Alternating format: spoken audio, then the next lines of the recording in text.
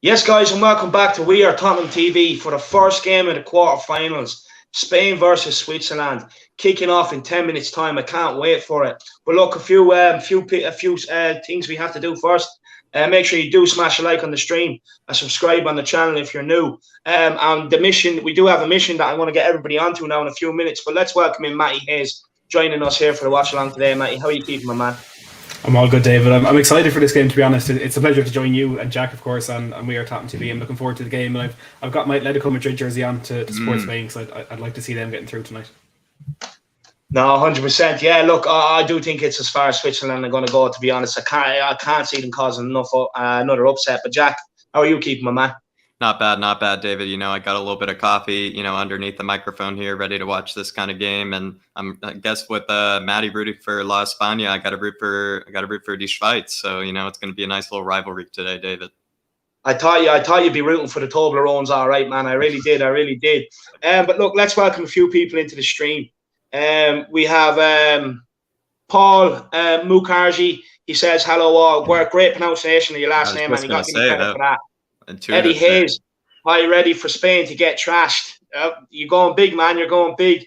Ribs85 says, I'm done trying to pick these games 100%, man. I agree with you. He says, so is the stream going to be the same here as there? Yeah, I'll get on to that now in 1 minute. And Matty Hayes, he says, get your score predictions and blow for the game. So everyone listen to Matt Hayes. And Ribs has already gone 2-2 regular time. He's expecting to go to extra time. Big up Sean Blaney. I hope you're keeping well. Tony Meatballs, he's gone 2-1 Spain. So big yourself up. Now, guys, we do have a special mission for everybody watching here today. And it's for We Are Tottenham TV, for your two favourite, Ben and Sim. So, look, basically, they're doing a watch-along over on free bets. And we need to get all the people from here over there. So if you could get over there, that would be absolutely amazing. And the link is here in the description. It says Ben and Sim will be on Free Bets YouTube channel. Watch here. Big up Dave, Matt and Jack for taking over We Are Tottenham TV today. No, look, it's a pleasure. But guys, make sure you click this link and get over and join them. The whole idea is to have 0 people watching this and everybody over on Free Bets supporting the two boys, Ben and Sim. They are actually doing the same watch along as us. And no doubt they're going to do it 10 times better than me as well. So look, you're going to enjoy it more over there than what you are over here. And it's a special mission, and I'm glad that everyone has reported for duty. But I've been instructed, everybody for the We Are Tottenham TV army, the Harris army, the Matt Hayes army, you all have to click on this link and get over and follow Ben and Sim on the watch along over there, and really do help them out.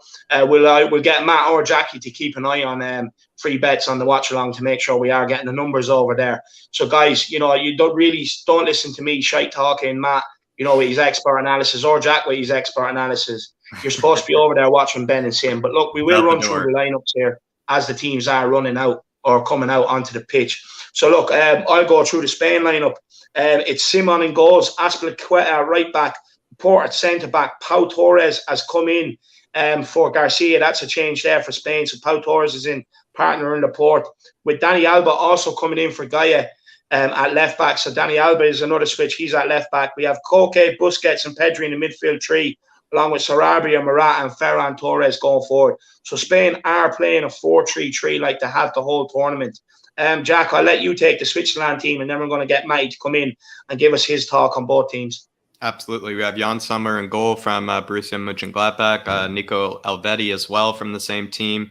At center back, they're lining up in a 3-4-3 or a 3-4-1-2, you could say, with kind of Shaqiri in the number 10 role. And then Akanji, as well as the center back from Dortmund, Ricardo Rodriguez from Torino, Sven Vidmer at right wing back, Zakaria, who now just went in for Xhaka, I believe, at center defensive mid, Roman Freuler, who I believe is from Atalanta, and then Stefan Zuber, the great from the Bundesliga legend, I believe plays for Hoffenheim now, Xherdan Shaqiri, the Liverpool man.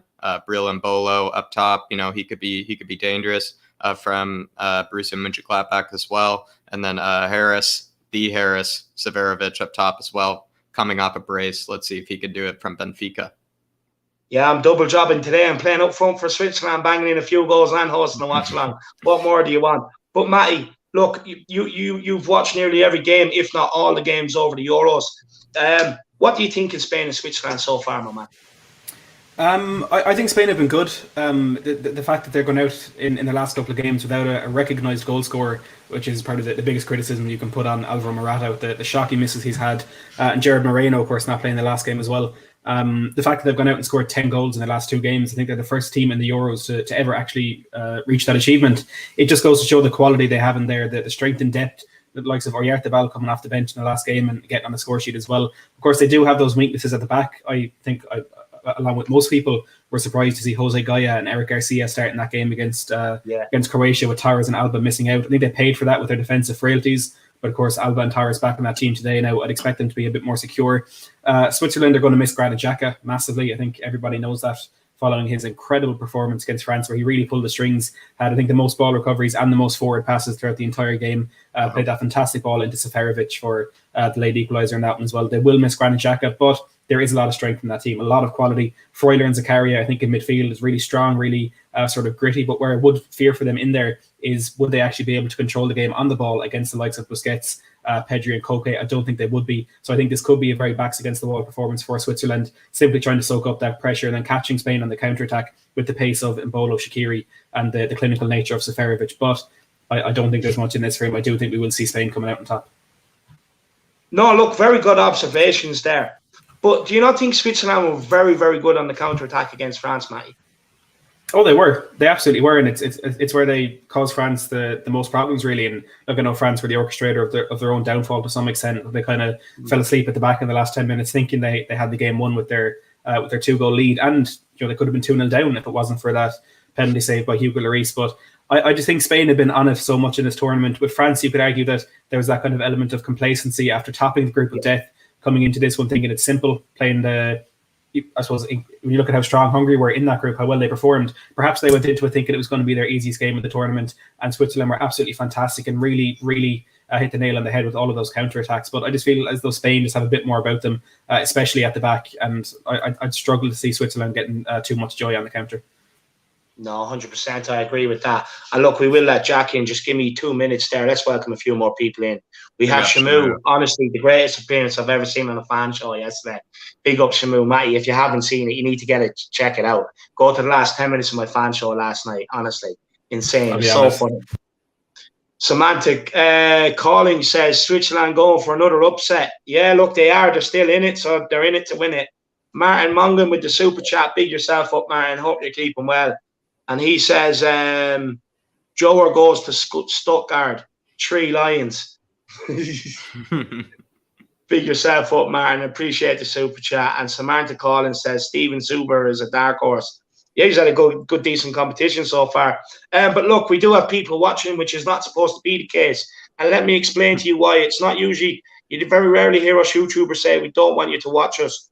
But guys, we're under instructions from Ben and Sim themselves. Everybody that's tuning in here, they have to get over. They have to click this link in this comment here and get over to Free Bets and watch the boys. They are actually doing the same watch along on the Free Bets channel. And I can't say why, but we just need everybody to get over there and watch the game with them. Get over there, smash a like on the stream, smash a subscribe on the channel, show them the power that the WeAreTottenhamTV army, the Harris army, and the Matt Hayes army. That's what we've been instructed to do. So we need to get everybody over there. So please click this link and get over there and watch the boys. I beg you. The game is about to get underway here. It's Switzerland kicking off. Switzerland kicking off. But look, Jack, what Matty was saying there, have you anything to say to him? No, I think maybe Matty actually has it a bit right there. And also I would say with Switzerland, that game they played against France was by far obviously their best game, but they really were actually quite unremarkable in the group stage. They, didn't really impress me very much. And so maybe I think Matt is actually onto something if you actually look at their whole tournament as a whole. But then again, with the group stage, some have said, right, certain teams just play remarkably, poorer in the group stage than they do in the knockouts. So maybe that's going to be the case for Switzerland. It's hard to say. But maybe, missing Granit Xhaka could be a blessing in disguise for this game, David. 100%. I'm looking forward to it. Anyway, it's going to be a good game. But guys, we'll get your score predictions there just a couple of minutes in. So, Matty, what's your score prediction, my man? I'm going to stick with a comfortable Spain win, unless something happens here. I'll go 3-1 Spain. There you go, big soul, Matty. That's what we like to hear. Jacko, what's your score prediction, my man? Oh, David, I think Matt has spoken all the logic today, so that means I'm going to have to be the delusional one. And so I'm going to go for, I'm going to say a 3-1 Switzerland victory.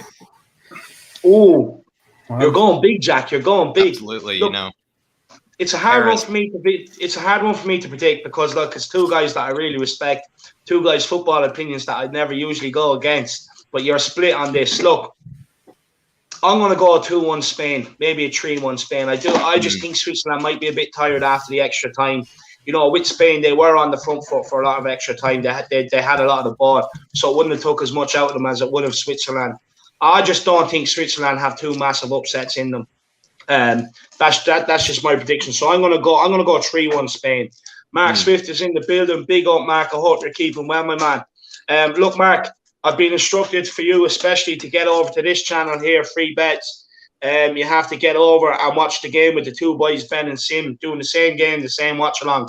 But they've told me, Mark, get him over there. So, Mark, you have to click on this link and get over there to Free Bets and follow the boys. Matty, any chance you can check the Free Bets watch along and just make sure we are getting people over? Yeah, I'll have a look there. But I just want to say early doors here in this one, it's really interesting. You can see Jordi Alba and Cesar Azpilicueta, the Spain fullbacks, are staying very, very deep. I don't know if they're wary of that Switzerland counter-attack we were talking from, but it looks like Pedri and Koke are pushing into those front lines and allowing Torres and Sarabia to pull away to create that width, but Alba and Azpilicueta being really pragmatic in the early stages of this one. Matty, if you want, I can just check it on my phone if you like. I have it up here. Oh, okay. No, yeah. Just to answer, just to what Matty was saying, just to counteract that, it's probably wise, especially earlier on, because the last thing they want to do is get caught on the counter so early and chase the game. But you look at Switzerland's attacks against France, it all came down the wings. Getting the ball out wide, getting the balls into the likes of Seferovic, getting it on his head. So maybe they're keeping them back like that so that they can't get exposed in behind. And that maybe they think they can nullify Seferovic out of the game completely by not allowing Switzerland to get crosses into the box. Yeah, absolutely. And also, David, I mean, with the performance that Harris had with his noggin against France, you can't deny him. And with the way that they even spread the pitch, with the way Akanji can even practically play almost kind of like a Connor Cody, center mid practically role in that back three. He can definitely spray the balls wide and be able to find the players in the width and then cross it deep into Harris for, maybe a possible brace again with his head. That's going to be the ideal scenario, 100%. Especially I have to rationale my 3-1 prediction there, David. So that's how it's going to happen. I have to say, Harris, he was very good with his head last week. I have to say, he took the chances very well. He was a danger all game, with them balls into the box. Carl Simpson's in the building. He says, "Hello guys, hope you're well. Come on, Switzerland." And Dan Davenport as well says, "Hi Dave, Matt and Jack. Look guys, I know as much as you love watching Matt, Jack and potentially myself, I've been instructed, especially to you, Carl and Dan, you have to get over, and I'll give the link up here now. It's up in the chat. You have to get over, and it's instruction by Ben and Sim to get over to the watch along on the Free Bets YouTube channel. You have to get over there to help the guys. There's a secret mission on hand, and the Matt Army, the WeAreTottenham TV, and the Harris Army. We all have to get. We're just here to send everybody over. So guys, they're watching the same game, doing the same watch along. So make sure you get over and check the guys out. It's going to be an absolute cracker. They already have a fantastic watch along going over there, David. Anyway, I'm practically, sometimes 15 seconds behind you guys, as well. My analysis doesn't even feel as good today, David. So they're just going to be absolutely on it. And to be honest, some of the, we're practically going to be having, a little bit of a private, kind of play date hangout, over here with the Euros as well. So some of the people that are coming in, they're practically, David, they're invading our space. They're invading our play date. There's only 25 people over there in Free Bets right now, so we need everyone who's watching this one to get over there and bring that number up a bit. And hit that like button when you get over there as well. Yeah, exactly. Everybody, you have to get over there. Being instructed. There's few people watching here now as well. You should be over there with the two boys watching the watch along. But look, it is Spain on the ball here. Spain are in the red, guys, aren't they? I should be wearing my glasses. No, the other way around. The other way around. Can we get a time check just to see where you were? Sorry? Can we get a time check just to see where you were? Oh, yeah. 6 minutes. Just gone over 6 minutes. Okay, I'm about 8 seconds ahead of you. Oh, that's right. So Matty's the one then. Matty's the up-to-date man. He is. Do you want me to tell you if there's a goal before you see it, or will I wait? Well, maybe we'll probably be able to tell by your eyebrows or your by your eyes. Yeah, you can be commentary. You can be commentary, man. I'll be commentary, man, happily. What do you make of Akanji's tournament so far, guys? You got a lot of praise after the France game for keeping Kylian and Mbappe fairly quiet, and he has actually had a good campaign. What do you make of Akanji's tournament so far? I'll let the resident Swiss expert take that one, Jack. Thanks, Matty. I think Akanji, I don't actually rate him as much for Dortmund. I feel like he's a bit of a strange defender in the Bundesliga. His defending skills maybe are not as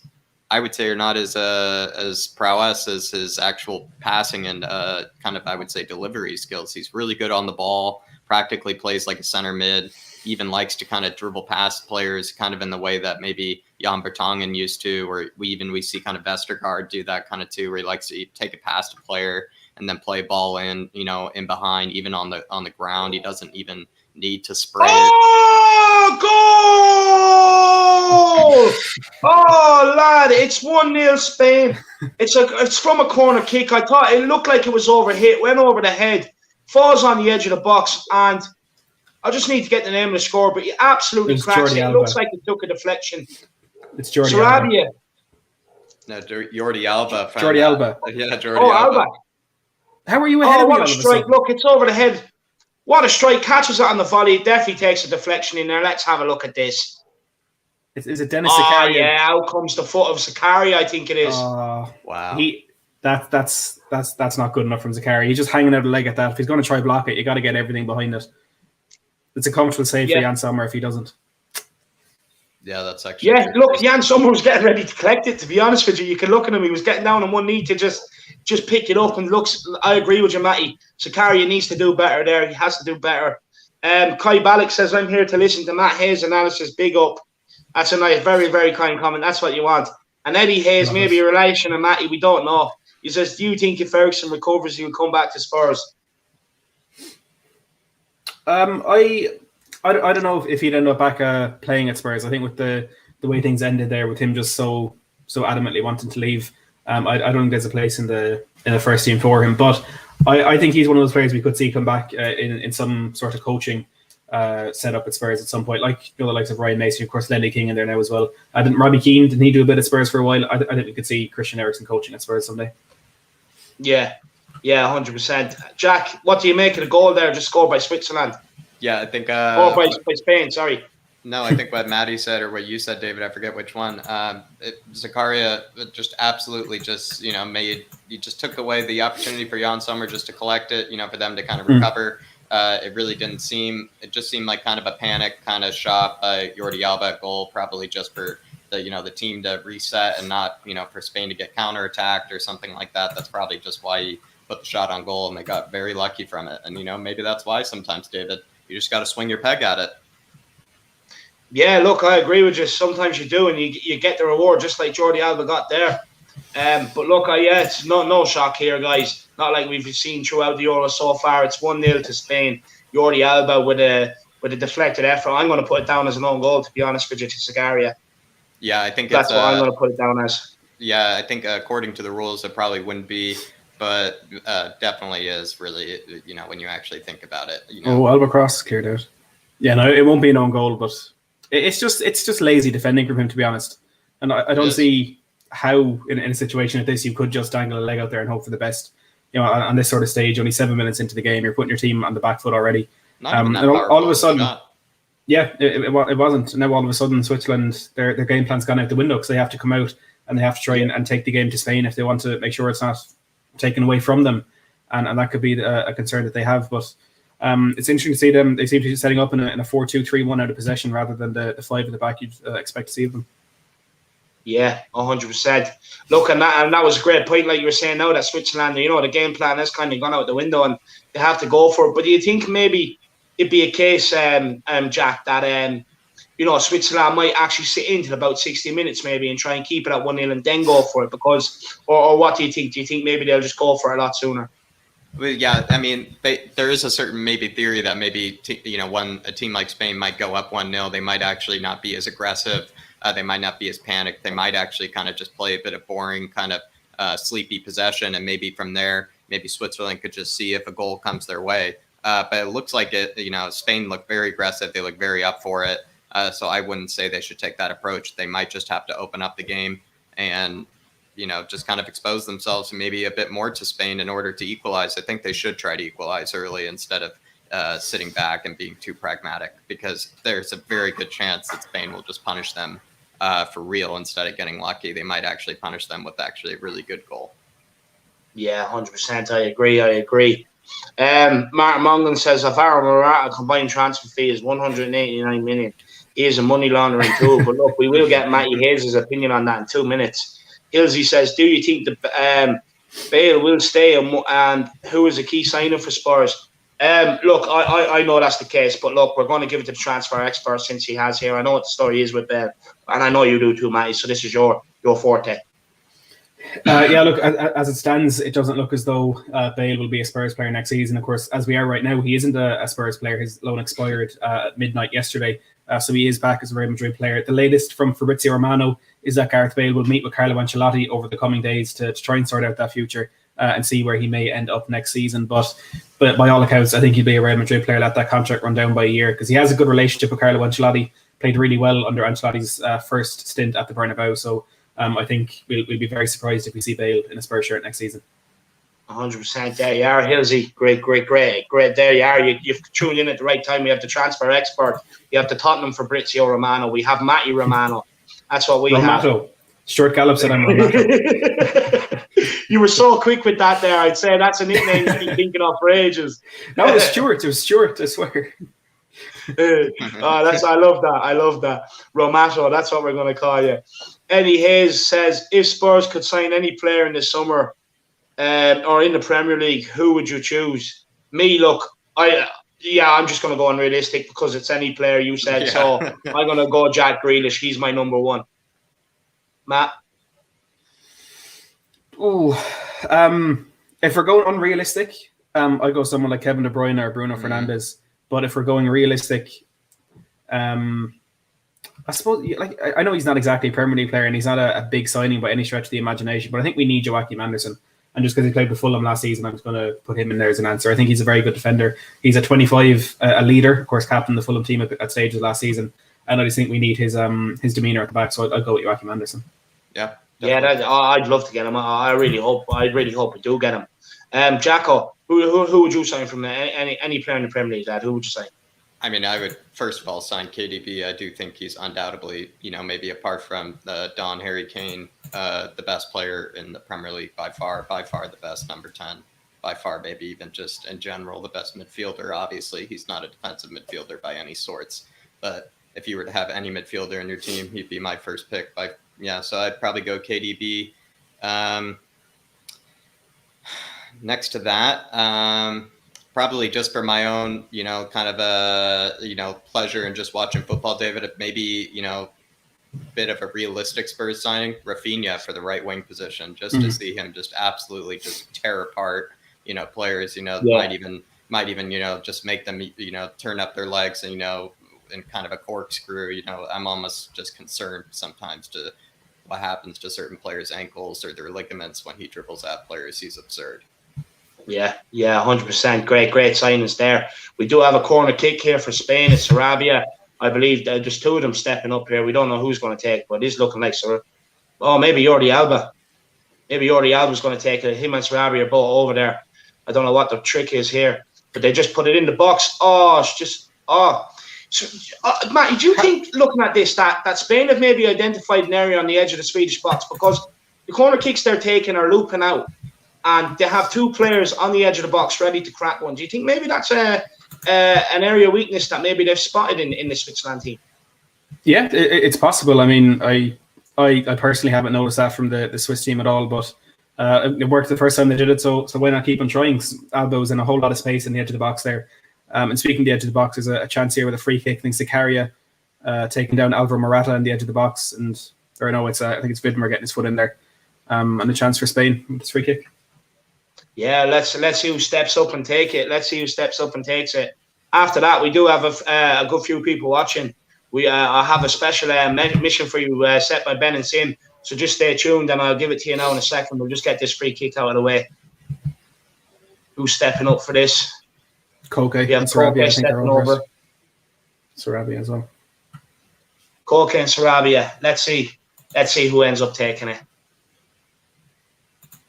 David, I think your stream is now somehow ahead of mine. Don't know that. Oh! Koke cracks it just over. Just over. Not a bad effort. Matt, you're watching on RTE. Yeah, I'm watching on the stream. But oh, just over. Jan Sommer looked comfortable enough. He took his hand away from at the last minute. He looked comfortable enough that was going over. But a good effort there from Koke.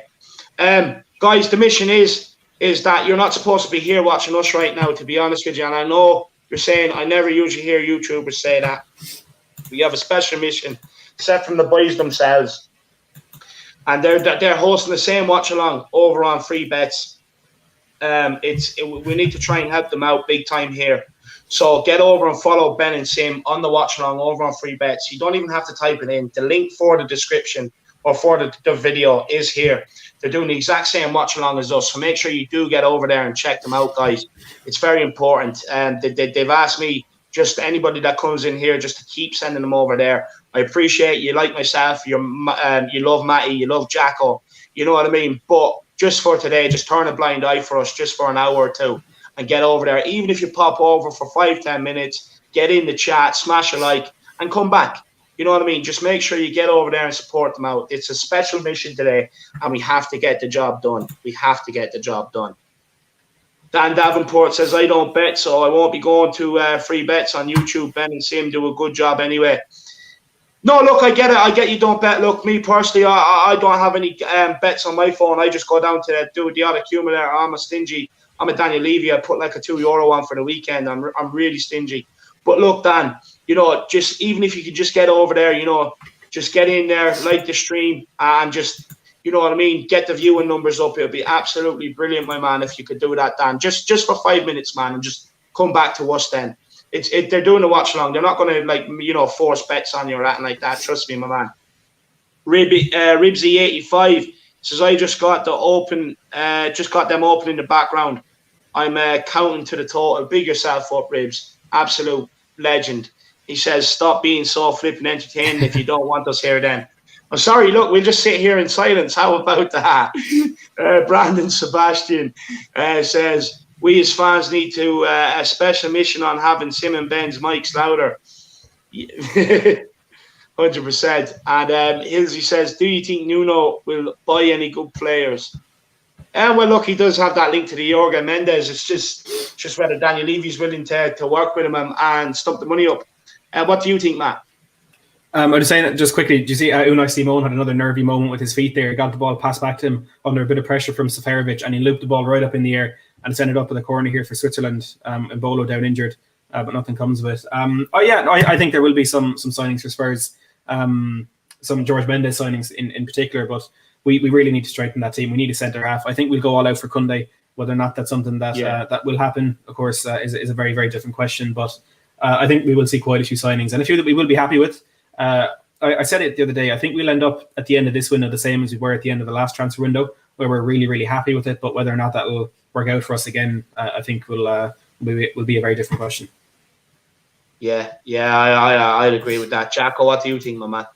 Yeah, I think, with George Mendes, obviously he's, practically, Nuno and him are, very good buddies. Like I said before, I think they met, somehow in like some disco club or something like that, in Portugal. So, they're practically right hand, they're practically wingmen, David. So, hopefully he's given them all the right players, all the kind of the better crop of his agents, and also with maybe the knowledge and maybe you could say, expertise of Paratici will also be able to identify his own targets and also even validate maybe some of the Jorge Mendes clients that might be offered as well. So you think it actually could be a pretty good dynamic between the two, ideally. And with the Jorge Mendes clients, I haven't looked it up, but I would really hope that Pedro Gonçalves is one of them, because that's the one I would love to see come to Spurs. Oh, he'd be a fantastic signing. I think he'd be the one to fill in that right wing / number 10 position for us.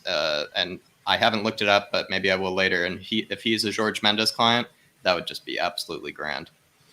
I think the best compliment you can give to Pedro Gonçalves is Sporting Lisbon lost Bruno Fernandes and got better, because the numbers Gonçalves is bringing there. They won the league for the first time in quite a while. I think he's actually more ridiculous to watch. I think he's more ridiculous to watch than Bruno Fernandes, because I just think Gonçalves is a baller. He's a baller. The way he plays, he just loves an outside the foot touch. He loves he's also a really deadly finisher, kind of like Bruno Fernandes as well. Really deadly finisher. He's a good creator. He seems to be able to create, but clearly this last season in Liga NOS, he was able to, be a deadly finisher. Whatever he scored, like 21 goals or 22 goals or something. Yeah, there's a big blow here for Switzerland. Breland Bolo has been forced off with an injury. I'm not quite sure what happened. It was when they won that corner after Shimon's error a few minutes back. He was down, being stretched out on the side of the pitch, but he's gone, and Ruben Vargas has come on. Vargas, yeah. Interesting. Bringing on Vargas. I thought maybe they might have brought on that guy, what's his name, Mbappé or whatever you want to call him. Mbamba or whatever his name is. Mbabu, yeah. Kevin Mbabu. Yeah, Mbabu. I think it'll be a bit of a different dynamic up front now as well, because Mbolo could kind of be that out-and-out number 9, or even just playing up there alongside Severovic, but Vargas is going to play a bit wider. So maybe a switch to a 4-3-3. Yeah. Vargas is just kind of a hardworking, very young, and kind of like maybe unproven, player in the Bundesliga. I forget which team he plays for, but it's very small, side. How dare you, Jack? You're supposed to know these. How dare you forget? It might be Freiburg or Mainz or something like that. I could be wrong. Nah, look, we'll forgive you. You get so much right. We'll forgive you, my man. I tried, David. No, but I'm more distracted by figuring out if Pedro Gonçalves is a Jorge Mendes client. It's never thought about it before. He plays with Augsburg, by the way, Jack. You were wrong with both of your guesses. Oh, you should apologize. Can't curse in German on this, but I was about to. But yeah, very close. Jorge Perez is his agent. Very close. Well, maybe, like I said, it seems like Nuno, he likes a good disco, David. He likes a good dance. Maybe he knows a lot of these Portuguese agents, and French and Italian agents, across his, maybe times as a teenager or as a player, across the clubs of Europe. Yeah. And I just want to say to everybody as well, it's very important we get behind Nuno. Everybody has to get behind Nuno. Everything that's gone on is not Nuno's fault. He's here to help us all. Good ball in the box, and it's gone out for another Spain corner. Let's see if we see more or less of what we've already seen. The outswinger with someone hanging around the edge of the box. It was going, good clearance there, to be fair. If you didn't get on the end of that, Morata, well, with the tournament he's had, you couldn't say it's a definite goal, but you definitely would have got some sort of shot off. Matty, what do you make of Morata's tournament so far? It's been very disappointing considering the chances that have been served up on the plate for him. Oh, chance there from the corner. I'll leave you watch that one for yourselves. Alvaro Morata as a footballer is an absolute joke of a man. He is absolutely appalling. And the very fact that people continue to pay money to bring him into their football club is an absolute embarrassment in my eyes. He is atrocious. He's a 50-60 million pound striker who can't put the ball in the back of the net. It's him and Timo Werner. I put them in the exact same boat. The chances he missed in that game against Croatia, he's so lucky they weren't knocked out. And everyone will remember that goal in extra time because it was a fantastic goal. But the chances he missed, that header, which I think came 29 seconds before when they went down the other end and they conceded the goal. When they conceded the goal, it's just not good enough.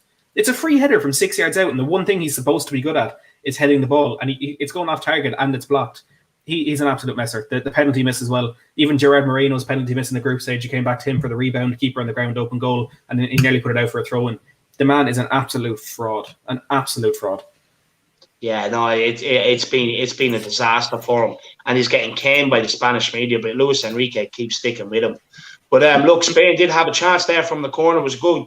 Another good corner kick in. And Aspilicueta, I think it was, up with the header, and Jan Sommer equal to it. Jan Sommer took it cleanly, but it could have been Spain 2, Switzerland 0. Switzerland maybe do need to wake up a little bit. But Jack, look, we've watched Spain more or less throughout this whole competition.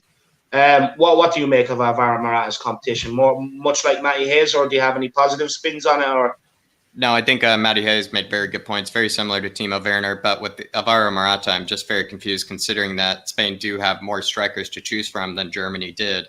It is quite shocking. Maybe Alvaro Morata, maybe he's bribing Luis Enrique with chorizo or some hams or something like that from the Catalonian region. But David, I'm quite shocked. I mean, the one time I feel like Alvaro Morata was maybe considered, right, a top class striker was when he was alongside the Don Carlos Tevez during that time at Juve, when they had that 2-striker front, and I believe that was under Antonio Conte, if I'm not mistaken. And so, that was maybe the one time where he was good, but that feels like ages ago. And yeah, he's appalling. He's appalling. And I would say even, with Timo Werner, I don't want to be optimistic about him because I don't rate him, but I would say it could even be said that Timo Werner you could be more optimistic about than Alvaro Morata.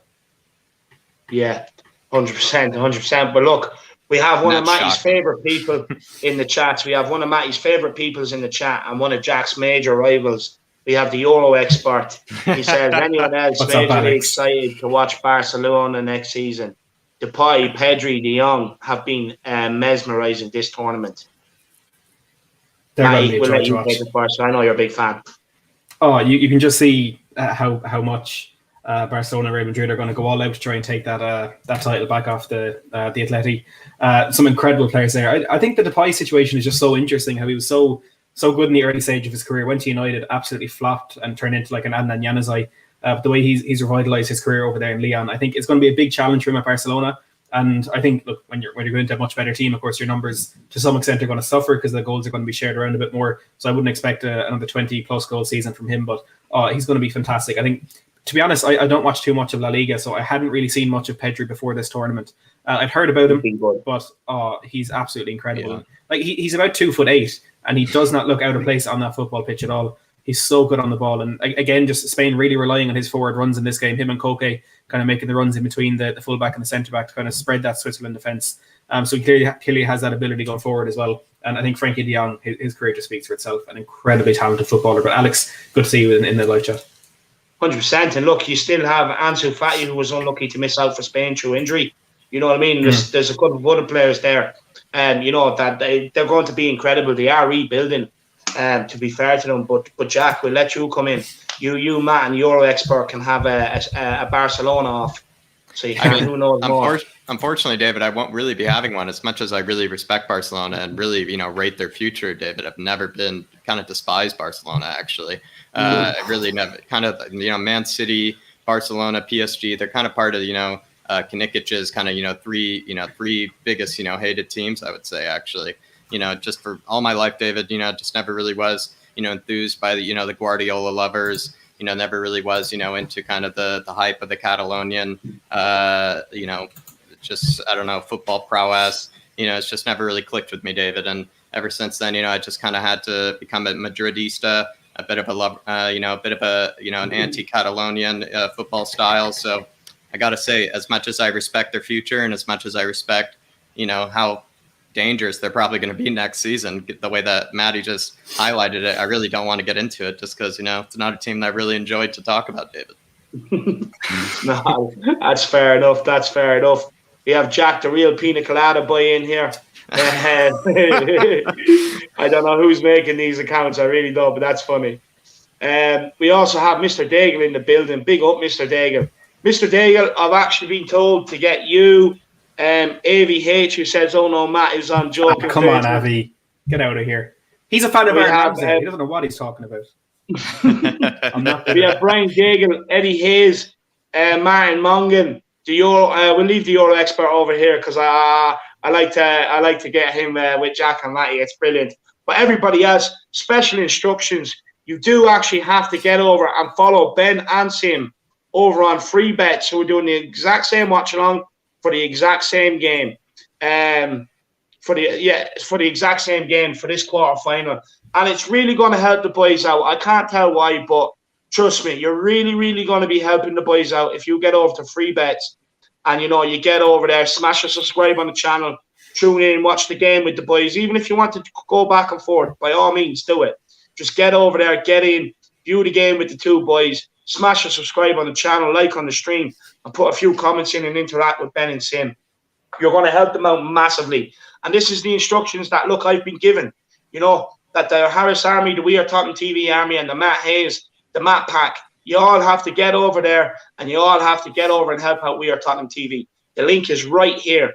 It's free bets on YouTube. Just get over there and watch the game with the two boys on the watch along. The numbers are going up here. They shouldn't be. They should be going down. Numbers should be going down. We should be at like 4 or 5.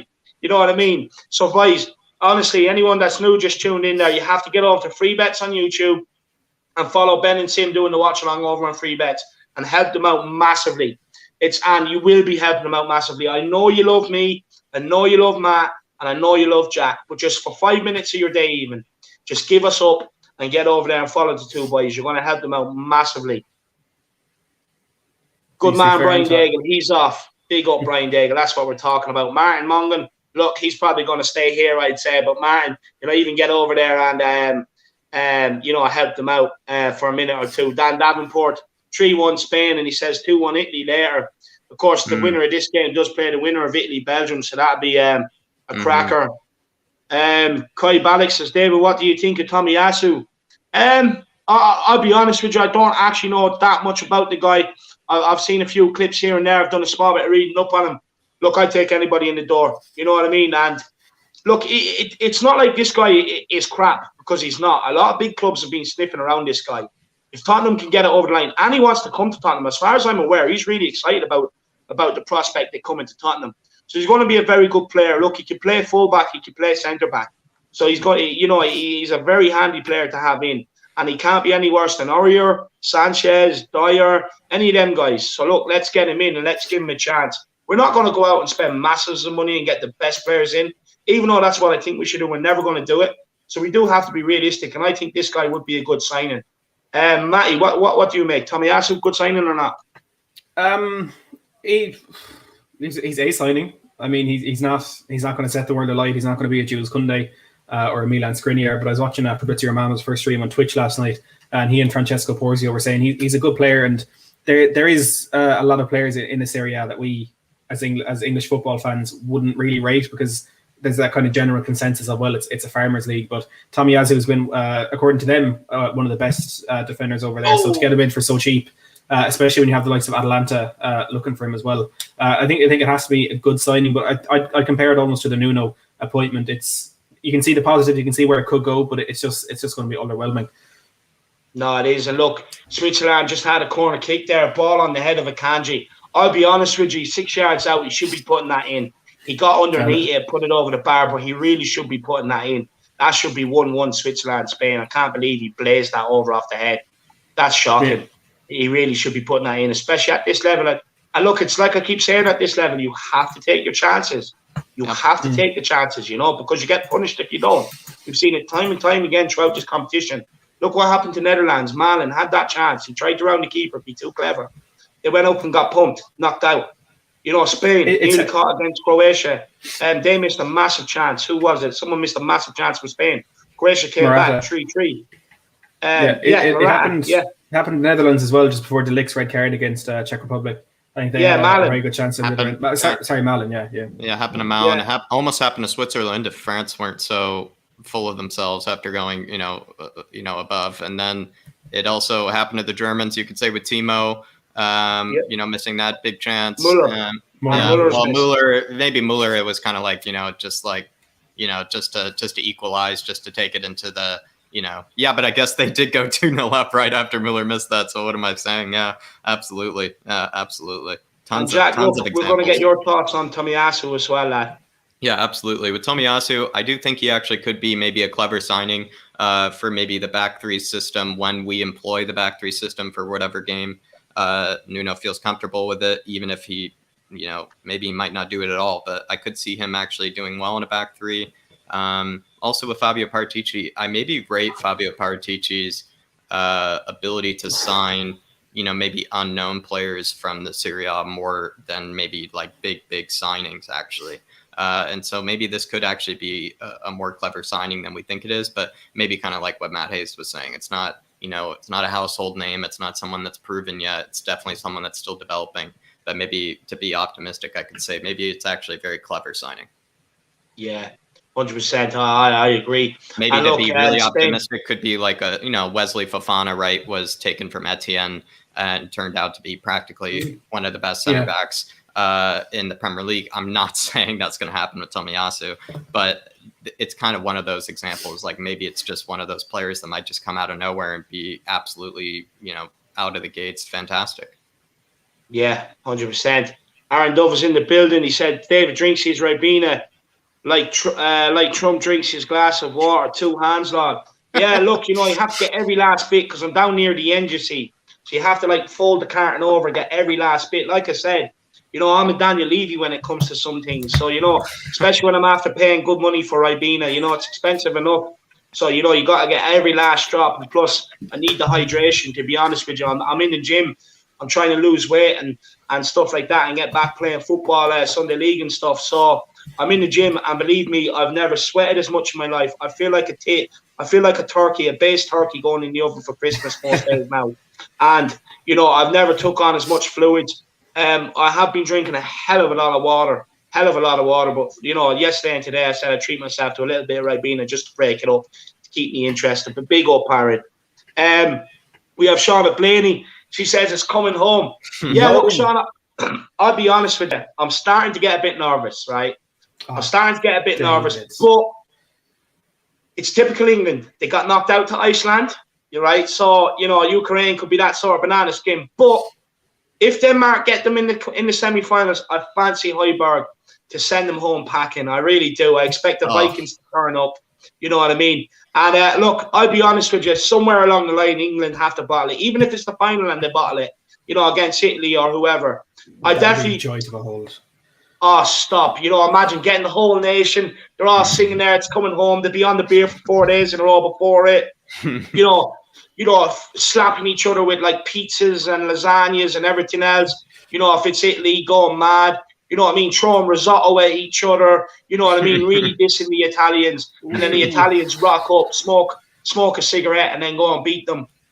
They've just had another chance off a corner there, Switzerland. And they're starting to pick up the ascendancy in the last 10 or so minutes, getting a lot of corners. But this time it's Widmer, I think it is, getting his head on the ball. Or I think it's gone over his head to... no, it is Widmer, gets his head in that, under a bit of pressure from Ferran Torres, but he has to be keeping that one down as well.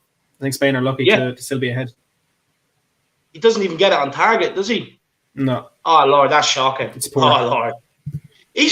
Man, do you know what's even worse about that? He's ahead of his man, and he takes his eyes off the ball. He goes down like that. Keep your eyes focused on it. I think he's too kind of focused on trying to keep Ferran Torres away from that. He's trying to push him, and he ends up leaning back. So as the ball kind of comes in, it's over his head, and he can't quite get up for it. But he has to be focused on the ball and just doing better there.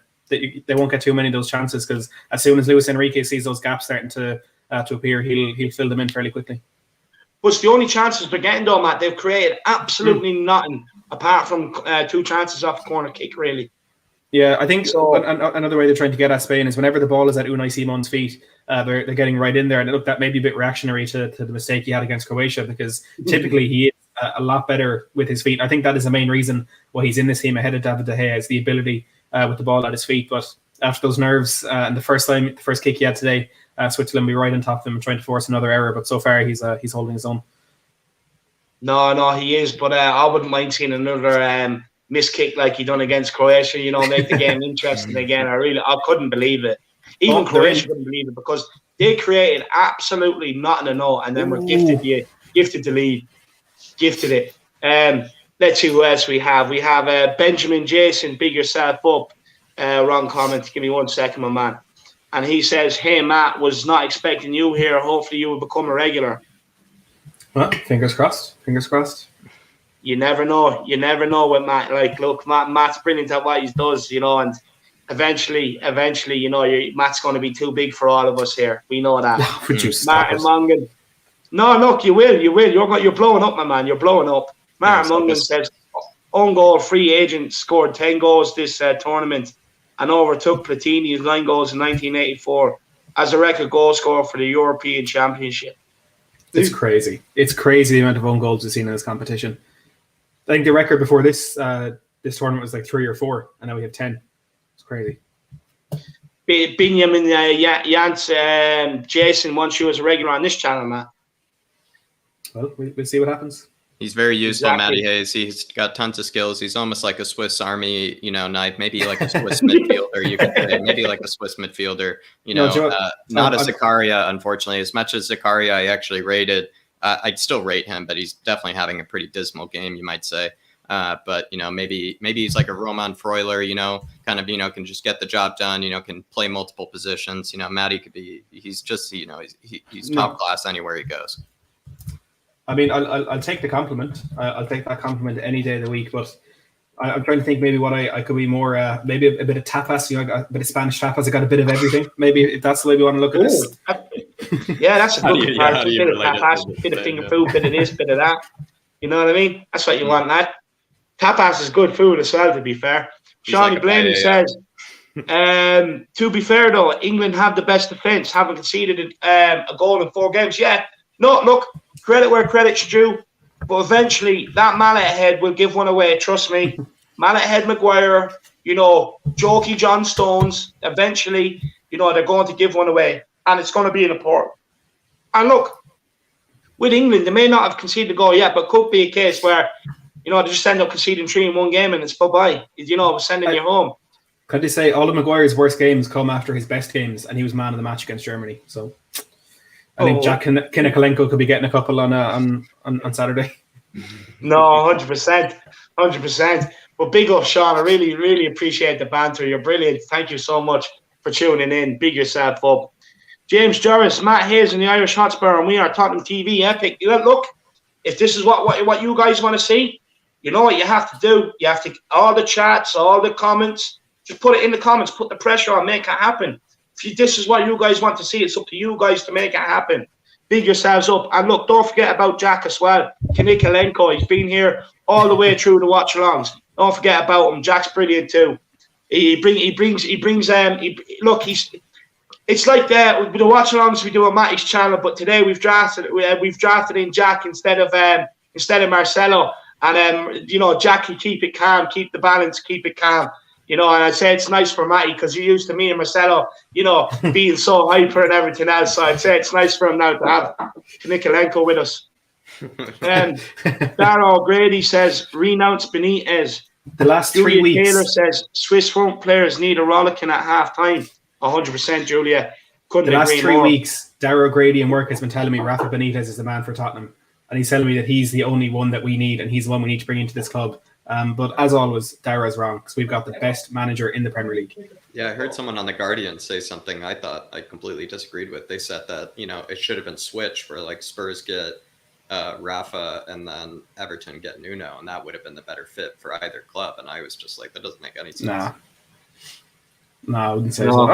I think Nuno's better than Rafa, personally. I just even think of the squad, and like Nuno, I think would be much happier with our squad, and I don't really think Rafa would be that happy with our squad. Rafa Benitez really would go defensive with our team. He'd lead Kane and Son on top to try and do everything. Like you look at the team he had at Liverpool, and he played so defensive, and his only trick was getting Steven Gerrard on the ball to release Torres. Without that combination, he would have been screwed at Liverpool. Look, Rafa Benitez is a good manager. He'll definitely stabilise you, But for me, I just think he is a bit too defensive for my liking. I'm glad we stayed away from it, to be honest with you. But look, guys, everybody that is tuning in now, make sure you do get over to Free Bets to follow your boys, your favourites, Ben and Sim, over at Free Bets. It's on YouTube. Just type in Free Bets on YouTube. Ben and Sim are doing the exact same watch along for this game. So make sure you get over there and follow them. We've been left instructions. It's all for a mission. Thank you so much for reporting up for duty. But you have to get over there, and you have to get over there and support the two boys. And let's help complete this mission, guys. Let's help complete the mission. We have Aaron Dove says, yeah, Jack, 100% Nuno will suit our players better than Rafa Benitez. Big up, Aaron. Big up. Dara O'Grady's in the building. Big up, Dara. He says, the journalist from The Guardian. Big yourself up, Dara. Sean Blaney, I can see a Switzerland comeback. It'd be nice. I wouldn't. I'm not going to lie. It'd be nice to make something of the game. Binyamin Jason says today is a good day. Matt Hayes' debut on We Are Tottenham TV, and Spurs have a manager finally. Now, look, it's not Matt Hayes' debut. Matt Hayes been on here long before me. He's always been on the fan shows and everything else. You know, it's just good. It's just good to see him on here again. He's been so busy with his own channel. Lad, Binyamin Jason is absolutely loving you on here today. He thinks it's your debut. Appreciate it. Do you not watch the cup final watch on? Come on, Binyamin. Come on. Oh, yeah. Me and David over at Wembley on We Are Tottenham TV. Well, what day that was. Sensational. Yeah, it was sensational. Do you know what was mad? Just to think that, like, you know, to be given the opportunity when there's so many other people out there that they could have given it to, you know, to pick us, it was insane. You guys smashed it out of the park, though. Anyway. You guys smashed it out of the park, and I also love seeing your guys' you know, kind of little sunny day, you know, outside the grounds as well. It was beautiful. I loved it. 100%. Oh, man, what a weekend. Well, look, guys, it is one all here between Switzerland and Spain. Guys, you need to go and get a drink or anything like that? I'm just going to get a little bit of Toblerone, David. Sorry, not 1-1. 1-0 Spain. Sorry, 1-0 Spain. It's half-time, 1-0 Spain. Jack is going to get the Toblerone. He thinks it's going to help the Swiss. So big up, Jack. Go and get it, man. You're going to make me jealous. Harjan Singh says Spain's playing their way. Not the most entertaining, but technically is stunning. Yeah, look, I agree with you. I do think the game is it's been a bit boring. But we've seen that a lot over this show as well. First half, not so great. Second half, phenomenal. What do you make of the first half here? Yeah, I think it's been a very much a tactical battle between these two teams. Not much excitement. You know, we had a couple of chances really for each of them, but the majority of them coming off the corners, which is kind of fairly disappointing if you're looking at any game, to be honest. You can see how Spain are trying to break down that Swiss defensive line, but I really think they prepared to play a 5 at the back rather than a 4 at the back, and that's where they're struggling.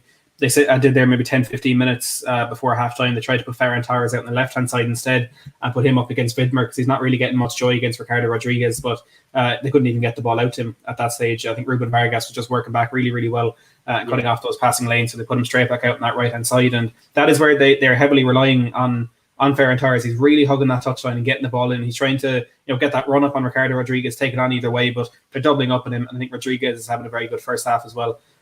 So I'm hoping for a better second half. You know, like I said, Switzerland really getting into the ascendancy there for a bit in the last 10-15 minutes of the half. So maybe they found their way to try and get at Spain, but Enrique could fill those gaps in straight away. But I think we will see a few changes, maybe even a bit of a tactical switch up for Spain as they try and get a bit more joy from open play. But I think we will be in for a more exciting second half for sure.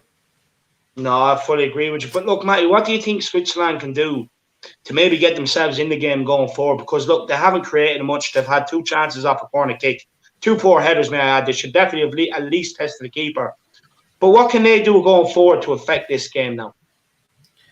I think what could work out for them is just trying to get Widmer and Zuber on the front foot a bit more, and even maybe Ricardo Rodriguez down that side. And I can perfectly understand how they're very wary of the pace that Spain do have on the transition with the likes of course Ferran Torres and Pablo Sarabia, but even the likes of Koke and of course Pedri making those runs from midfield, they will be wary of that.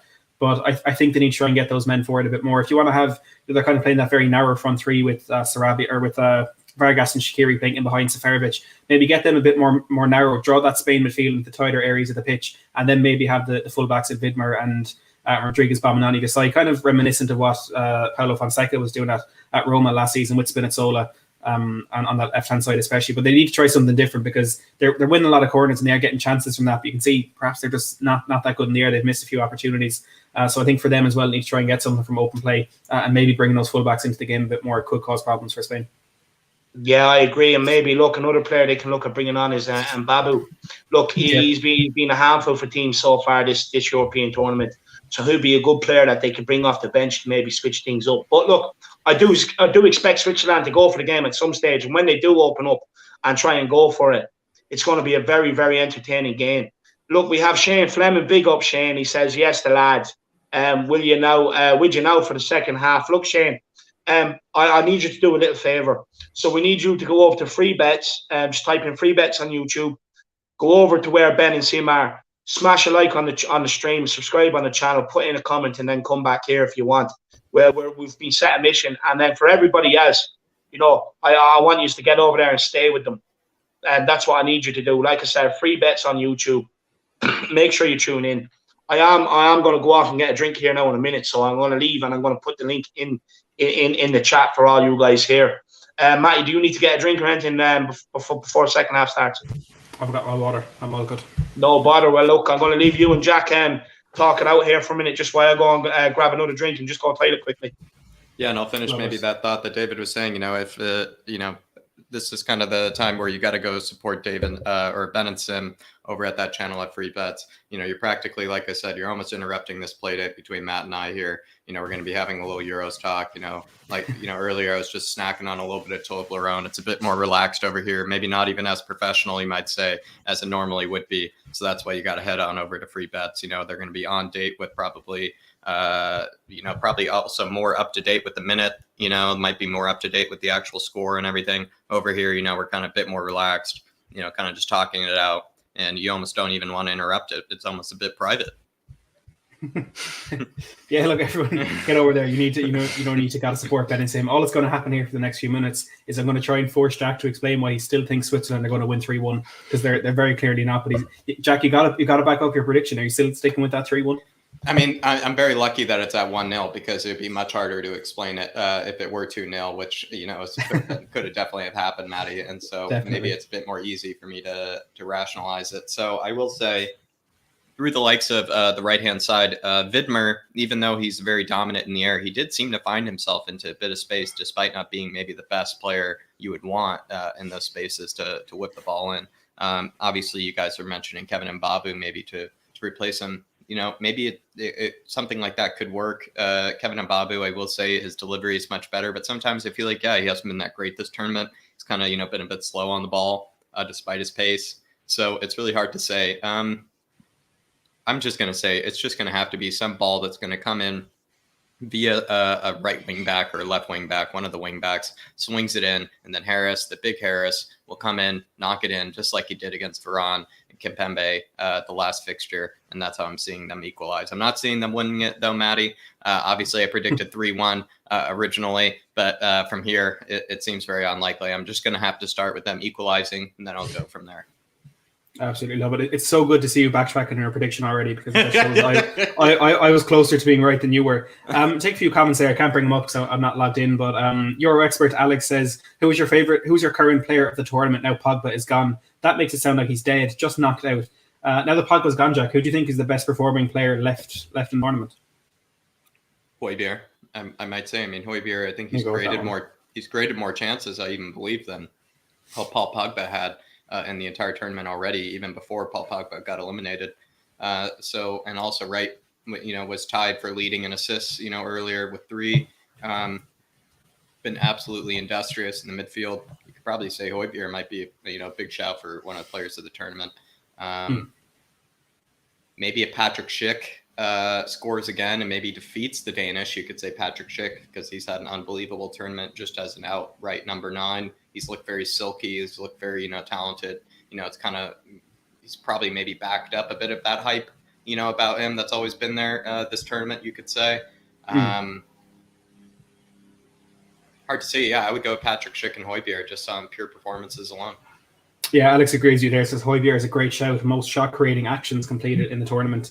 And I think he had the most assists until it might actually have been Zuber in the Swiss team. I think someone caught up with him on the last day of the group stage. Darragh Grady, he wants to correct you on the Benitez thing. He said he steadies a team first, then goes for it. Liverpool top scorers in Premier League under Benitez with Gerrard, Tavares, Kaut, Keane, Benayoun, and Riera. So Darragh not taking any Benitez slander there, which is interesting. So he actually manages your biggest rivals, Darragh. But we let you have it. Shane says been to Free Bets, came home to the main lads. Everyone, if you haven't been over there yet, the Yid Kid, I see you in the live chat as well. Make sure to head over to the link that David has just put into the live chat. Head over to Ben and Sim, who are live on Free Bets now, and show them the support. You came to WeAreTottenhamTV for Ben and Sim, so you might as well get some Ben and Sim. So head over to that link that David has put in the live chat there. Jack, I think if Switzerland are to get anything out of this game in the second half, they need to get that front 3 on the ball a little bit more in Shaqiri, Vargas, and Seferovic. How do you think they could do it? Shaqiri, it seems like he does seem to become a bit anonymous in games in that number 10 position. Harris Seferovic as well has also become a bit anonymous. It does seem like Harris does seem to kind of just sit in between the two defenders and just waits for that ball that he obviously received 2 times against France, and maybe is still going to probably wait for that. With Brielle Mbolo going out as well, that's just such a huge loss because he's one of the few players in that team, and Matt, you might back me up here, that can actually carry the ball, through the pitch and actually, do plenty more progressive carries than other players. And so I think him being gone is a huge loss. And with Vargas is probably only going to want to, play in behind, probably just sit right next to the defenders and, try to get in behind through the lines. So it's very difficult. Maybe Harris is going to have to come back and, link with Shaqiri, because that's what I'm a little worried about is Shaqiri and Harris might be kind of, they might phase themselves out of the game with Mbolo being gone. So to be honest, Matty, I can't come up with any, positive analysis for how the Swiss can maybe equalize. When they equalize, I will say, because I do believe they will, because I still have to back them. Yeah. I do believe they might equalize in some unexpected way, maybe against the run of play. And I do say I think it will be the big man, the Don Harris, up top to do it. But I can't back them yet to do something. Yeah, I can't back them to win, realistically, if I'm being realistic, and I can't back them to do something differently at halftime against the Spanish. I will say maybe Luis Enrique, despite how weird the Spanish have been this tournament, he's also a very experienced manager and a very accomplished manager. So you could see him being able to control the game from here on out. Yeah, definitely. And look, we've already spoken about Kevin Mbabu as a potential impact player from the bench for Switzerland, but somehow we haven't even yet mentioned Mario Gavranovic, who was the man who, of course, got that late equaliser against France with a fantastic goal. And he's a Dinamo Zagreb player, and it could be a Dinamo Zagreb player on the other side of the bench as well, which may not be the best thing to bring up on the Spurs channel at the moment. But Dani Olmo on the bench for Spain as well, of course, started their first few games of the competition and has slowly petered out and have had his position taken by Pablo Sarabia. But there's a lot of strength on that Spanish bench. You have Dani Olmo, who I mentioned, the other Adama Traore, everybody knows about him, Mikel Oyarzabal, who came on and got that goal in extra time against Croatia as well. Gerard Moreno had an incredible season with Villarreal.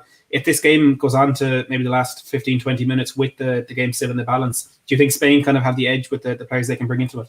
I mean, they probably would instantly become better the moment that Alvaro comes off the pitch. So you would imagine that, if this were to go to extra time and, Morata maybe, let's say he has a bit of an injury or a bit of a muscle pull, let's say, and they sub on Gerard Moreno, they put on Adama, they go for something different. They put on Oyarzabal from obviously Real Sociedad.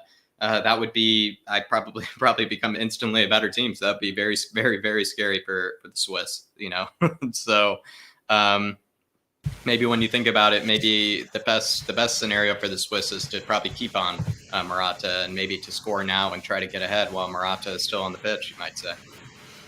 That's their chance to get something out of this one. I see a quote here on Twitter from I assume it's an old quote, but Ibrahim Afellay, of course, formerly of Barcelona, wow. And he played with Stoke there for a while as well. He said Pedri is a photocopy of Andres Iniesta, exactly the same style, exactly the same movement. He's just been so impressive in this tournament. And like Alex, your expert, said, him in that Barcelona team next season with Frankie de Jong, they could potentially be the next Xavi and Iniesta for Barcelona, because they're both really young still. And such a major chance for them to develop and become such big players. I think he could be a very important part of the second half for Spain. And like I said before the game, that midfield I think is where Spain will have the edge in this one. Yeah, that could be actually the future Xavi and Iniesta, and it could be right as well, also considering their heights. Yeah, like I said, it's not an official stat that Pedri is 2'8", but he's not far past it. Not yet confirmed. But yeah, that actually, I mean, also with Pedri being more like Iniesta, that can make sense, right? Seems to enjoy playing that center mid position, but as well doesn't seem to be as defensively inclined. And maybe with De Jong loves playing that holding midfield role and kind of dictating the play and the tempo and everything, kind of like Xavi did as well. So you really do think about it. That could be probably the midfield pairing for the future, and it's maybe just finding the new Busquets is the question. But then again, I've always said that actually, I believe Frankie de Jong actually kind of wants to be the Busquets of that team. But who's to know? Yeah, he's kind of become, in a roundabout way, that deep-lying playmaker for Barcelona at times this season, playing in centre half at various points throughout the La Liga calendar. But speaking of Busquets, he's an absolute joy to watch. Some of the passes he pulled off in that first half, he seems to have such an incredible understanding and kind of awareness of the game that's gone on around him, and he can get a pass fired into him. You think, why is that ball even gone there? And straight away he knows where that ball is going. There's one point he got like a 3-yard pass zipped at him, and he was able to ping it out the other side to Jordi Alba with his first touch. He's an absolute joy to behold. The players are back out on the pitch here for the second half. Perfect timing from David Harris to come back. It doesn't look like there have been any subs, but like I was saying to Jack, I do think the benches could become very, very important as this game carries on, David. Yeah, no, 100% it will. The bench, especially for Switzerland, will be very important if they're trying to change it and get at Spain to try and maybe get an equaliser, maybe force a bit of extra time, or even go and nick a winner. I do think they'll fancy themselves getting 2 late goals against France as well to keep themselves in the tie. So I do think maybe they'll fancy themselves. But look, I do want to say, I've just gone over and checked the watch along on the free bets, guys. We are failing our mission here badly. We need to get you guys over there. The link for the free bets with Ben and Sim, the watch along that they're doing for this exact same game. And like I told you, I've been instructed, you've all to stop watching this watch along and get over and follow them. The link is here in the chat. It's also below the video. So guys, make sure you get on it, get over there and help the boys out and show them the support. It's what they've asked us to do, is just get everybody over from this watch along to the one they're doing on free bet. So guys, please do it for them. Please, I beg you, do it for them. 2 boys to put out some smashing content, great content, and we really do need to get you over there. I bet I can convince. I think I convince everyone to go over there, because I said there was no halftime subs, but there was. So I'm extremely unprofessional. I'm really terrible at doing watch-alongs. There's no point in sitting here watching me because I don't know what I'm talking about. Danny Olmo has come on for Pablo Sarabia, but I'm sure Ben and Sim were on that straight away. So go over there if you want any bit of footballing knowledge from a watch-along. Yeah, and you've only been getting delusional answers from me. Matt's been, practically churning out all the delusional answers from me from Switzerland as well. There's no reason to be watching this. It's practically just 2 guys, who, especially me. I'm backing the Swiss, dilute in a very diluted way. There's no reason to be watching this, especially if you're trying to learn something, maybe even from this game. Absolutely head on over to free bets. They're going to just 100%. Going to be taking it so much better than us. Spain just had a chance there. It was Ferran Torres. Switzerland with a long ball in behind. Let's see what they can do here. It is Vargas on the ball. Zuber. It's a good ball in the box. Can they get someone on the end of it? It's towards back post. Oh, it's gone out. It's a corner kick for Switzerland, I think. That's surely a corner kick. It was a good cross into the back post. Yeah, that's a corner kick. Spain defender, the fullback, Jordi Alba getting on the end of it, and nearly putting it by his own keeper, Simon. So it's a corner kick there to Switzerland. Let's see what Switzerland can do. Can they get a kanji on it again? Let's see. And guys, like I said, make sure you do get over to free bets where Ben and Sim are doing the watch along. Oh, a corner kick in, and look, well dealt with by Spain. The ball dropped in around the box, but it's cleared up, and Spain are on the counter attack here. And to say, if Switzerland want to get something out of this game, of course, they will have to score at least twice. And they haven't scored twice against Spain since 1957 in a 2-2 draw in World Cup qualifying. So in the last 14 meetings, they haven't managed to score twice against Spain. So I think Jack just needs to accept defeat. No, absolutely. I said the only thing I need to be seeing is the Don Harris maybe to equalize. And then probably from there, I do see probably, the Swiss maybe conceding probably late into the game. From some Spanish player. I don't see Morata scoring. And like I said earlier, during halftime, the only way I see Switzerland maybe getting anything out of this is as long as Alvaro Morata is on the pitch, missing the chances for Spain. Speaking of Morata, chance. It's a good ball into the box there. Morata just could not control it. He had two bites of the cherry to get the ball under his spell, and he couldn't because he doesn't have that's shocking. Yeah, it was Ferran Torres down the right hand side. Good ball into the box, and like Matty said, Alvaro Morata 2 chances to get the ball under control, failed both times. And this guy used to play for Juventus. What a joke! He's about as useful as a wet paper bag. I swear to God, how that man is a professional footballer, I will never understand. Control and passing is your basics. You know what I mean? It's shocking. The guy is shocking, and as a striker, putting the ball in the back of the net is your bread and butter, and he's just completely failed this Euros. I know he has, I think it's 1 or 2 goals, but like with the amount of chances he's been served up on a play, he's been god awful, absolutely awful. And to be honest with you, I'm surprised Spain have made it this far, but just goes to show that they are a decent enough team because, you know, the goals tend to be coming from all areas of the pitch, really. You know what I mean? Azpilicueta has one, I think. Pau Torres has one. Sarabia has a couple. Ferran Torres has a couple. You know, so there is goals coming from all over the pitch from Spain, apart from Morata, really. Yeah, David, you might be right. And to be honest, it's maybe Spain have actually been playing quite well, considering, right? They practically have an arm tied behind their back, and with the likes of Morata on their team. Sarabia with the ball in. Koke went for the diving header, just couldn't direct it on goals. Good play by Sarabia, though. Faces up the fullback, gets by him, puts the ball in, and yeah, just maybe he should have went to control it instead of going for the diving header. Unlucky though, from Koke. Guys, like I keep saying, and I'm going to keep saying it until you get bored of it, you shouldn't be watching us right now. You should be over. We're watching Ben and Sim on free bets. The link is in the chat here. It's also in the description underneath this video. And the boys would be greatly, greatly appreciated if you could get over there and watch the game with them. Smash a like on the stream that they're on. Smash or subscribe on the channel. And get in the comments and even let them know, you know, Dave, Matt, Jack, they sent us over. You know, get over there. Because honestly, you're going to be helping them out so much. You really don't understand how much you are going to help them out. So honestly, we need to get you guys over there. We thought it's the instructions we've been given. You're not supposed to be watching us.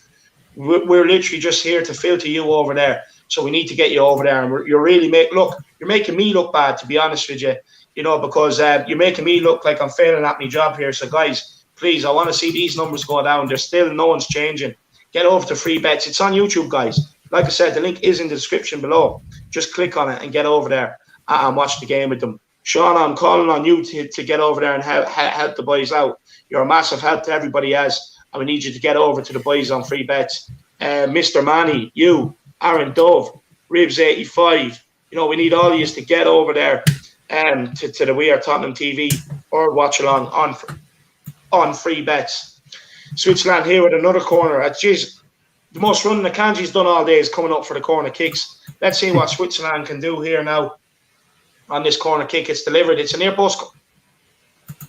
Oh, that was very close from Shakira. I think Shakira nearly scored from the corner kick here. He went for a near post. He nearly caught the keeper. He nearly caught Timon out. Just hit the side netting. An Olympico. Cheeky effort by Shaqiri there from the corner kick. They went direct from the corner kick and it nearly paid off. Very, very cheeky by Shaqiri. But look, Matty, Switzerland are starting to get forward a bit more in this half already. Yeah, they are. They're looking to get out a bit more on the front foot. I think they're just really pushing on Remo Freuler a bit higher up the pitch. It looks more like a 4-1-3-2 now, with Denis Zakaria kind of being that anchor in front of the back four. And you can see they're pressing Spain high up the pitch, but really trying to commit men forward when they get in possession. No, they are. It's good to see. It looks like it's going to make an entertaining half. Jack, what do you make of the opening 5-10 minutes here in this half? I mean, the Swiss are going to have to, at some point, just really have to open themselves up in order to try to get that equalizer. And like I said, as long as Harris is on the pitch, it's going to have to happen. And as long as Morata's on the pitch, it's probably could happen. As I believe Shauna Blaney said, it's almost like as if Spain sometimes are playing with 10 men with how many chances Morata seems to blow, and keep the other opposition team in it. Because with all the chances that Morata blows, it keeps Switzerland in it, and it's football is football. Plenty of things can happen against the run of play, and so maybe that's also likely possibility of Spain. If they don't take their chances, if they maybe rue the day and don't take their chances, you could definitely see a goal coming out from nowhere from the Swiss as well. When Maddie brought up in the halftime, Gavranovic had an incredible finish to equalize against the French. So who's to say? Alvaro Morata's gone. He's off. Well, it's very difficult now to see. Morata. They're bringing on Gerard Moreno. I like this guy from Villarreal. Goodbye. He's a good lefty. Good man, Mr. Manny, heading over. Victor HM, I know you're lying. Ben and Sim definitely didn't send you over. You need to get over there and follow the guys over on free bets. Honestly, Victor HM, maybe they sent you over to keep an eye on the watch long. But don't worry about it. We got it. We've got 3 professionals here. So you need to get back over there and support the boys on free bets. If they did send you over, put it in the comments and let me know why. You know, they're not doing it anymore or anything like that. But I'm 100% they are. So, guys, there's still 54 people here. There shouldn't be any. Should be 4 people here. So, guys, 50 is you need to get over there to Ben and Sim on the watch along on free bets. Just type it in on YouTube, free bets, and you'll get the channel. Get on there and watch the game with the boys. We've been instructed to keep sending people over. So make sure you get over there, guys. We need to help them out. We have a mission here today and we can't fail. We really do need to get over there and help them out. Show the power of the Harris Army, the Matt Pack, and the WeAreTottenhamTV Army. That's what we need to do. So, guys, the numbers are rising. They should be dropping. Come on, guys. We're failing at a very important mission here, so we are. Switzerland have another corner kick here. It's taken short by Rodriguez. Gone for a different approach, taken short, and then tried to whip one in from Shaqiri. Didn't work out, and it's gone back out for another corner kick. Off the head of Gerard Moreno, out for another corner kick. Let's see what Switzerland can do here. I apologise. I spoiled it. There's no goal. It's Rodriguez on the corner, the guy that missed the penalty against France. Swings it in. Akanji's up. Oh, Zakaria at the end. It's Zakaria this time, yeah. It goes just wide. Akanji was lurking, but it was Zakaria that got there. Oh, man, that's literally like a millimetre or 2 wide of the post. That is unlucky. Big chance for Switzerland there. Big chance for Switzerland. Lalu Pato says, Irish Hotspur, big up. And Catman Jess, hello, David and Jack. Sorry you missed the last few days. It was Canada Day yesterday, so I'm sure you guys, I'm sure you can guess why. Go Swiss. Catman Jess. Lalu Pato, look, we really appreciate, you know, the kind words and everything else. But if you really do want to help us out, help Ben and Sim out, you know, make sure you get it, type in free bets on YouTube and get across and watch the watch along over there. Or like I said, it is linked in underneath the description of this video. So underneath this video, click on the description. It's the first link underneath the video. Click on that and get over there and help the boys out and get onto the watch along over there. We just need to keep getting people over there. So Lalu Pato, Catman Jess and Aaron Dove, you'll be doing us a huge favour if you could just ignore us for the next half an hour or 45 minutes and get over there and watch it with Ben and Sim. You know, it's really going to help them out. So please, guys, we need to get it done for them. I really do appreciate it. I'm sorry if I sound ignorant or anything like that. I love your support, you know that. But we need you to get over there. And Catman Jess says, will do, love Ben and Sim, and hello, Matt, too. Big up, Catman. Big up, Catman. We'll see you later on, my man. Aaron Dove as well. Orange Fantasy, who's been another regular tuning in for these watch-alongs, my man. He says Jordi Alba was defensively solid on the left-hand side. 100%, my man. He's been decent enough. But look, Orange Fantasy, please get over to Ben and Sim. You know, click that description underneath this video. It's the first link in underneath the video. And get over there and watch the game with Ben and Sim, please. Thank you very much, my man. And Aaron Dove says he's on both channels. Big up. Anyone that can do both channels, by all means, do both channels. It's incredible some of the lengths you guys go to. So big yourselves up. But Mally, what do you think of the first half so far? Who do you think's gonna qualify looking at it right now? Oh, if I had to guess right now, I wouldn't, because I might be wrong. It's a tough one to call here. Spain really is getting out for the first time in this half now. We're 58 minutes in. I think Switzerland are doing exactly to Spain what Spain did to Switzerland in that first half. And if there's one thing the Spanish don't like, it's to play as that counter-attacking team. And that's what Switzerland are forcing them into at the moment. So I think Spain need to figure out, you know, what they can do to stop the Switzerland taking control of this game. They're just kind of missing that extra something here. But free kick comes in. There's a half chance out for a corner. But yeah, no, Spain need to get their foot in the ball, start to control this one a little bit more and try and quell the rise of the Swiss. Do you think maybe they have learned a little? Oh, that was a poor miss. Do you think maybe they have learned a poor miss by Spain? It was a good free kick in the box. He chested it down well, went for the spectacular, and just couldn't quite convert it. Who was that? That Laporte? It was Ferran Torres. I think it was blocked by Ferran Torres. Oh, lucky. Oh, that should be a corner kick, actually. Should be a corner kick here to Spain. Let's see what the referee gives. But Matt, do you think maybe Spain have learned their lessons from the Croatia game? You know, because they were in that position, they were in the ascendancy really, and kind of took their foot off the gas. Do you think maybe it could happen here again today, or do you think they've learned the lessons?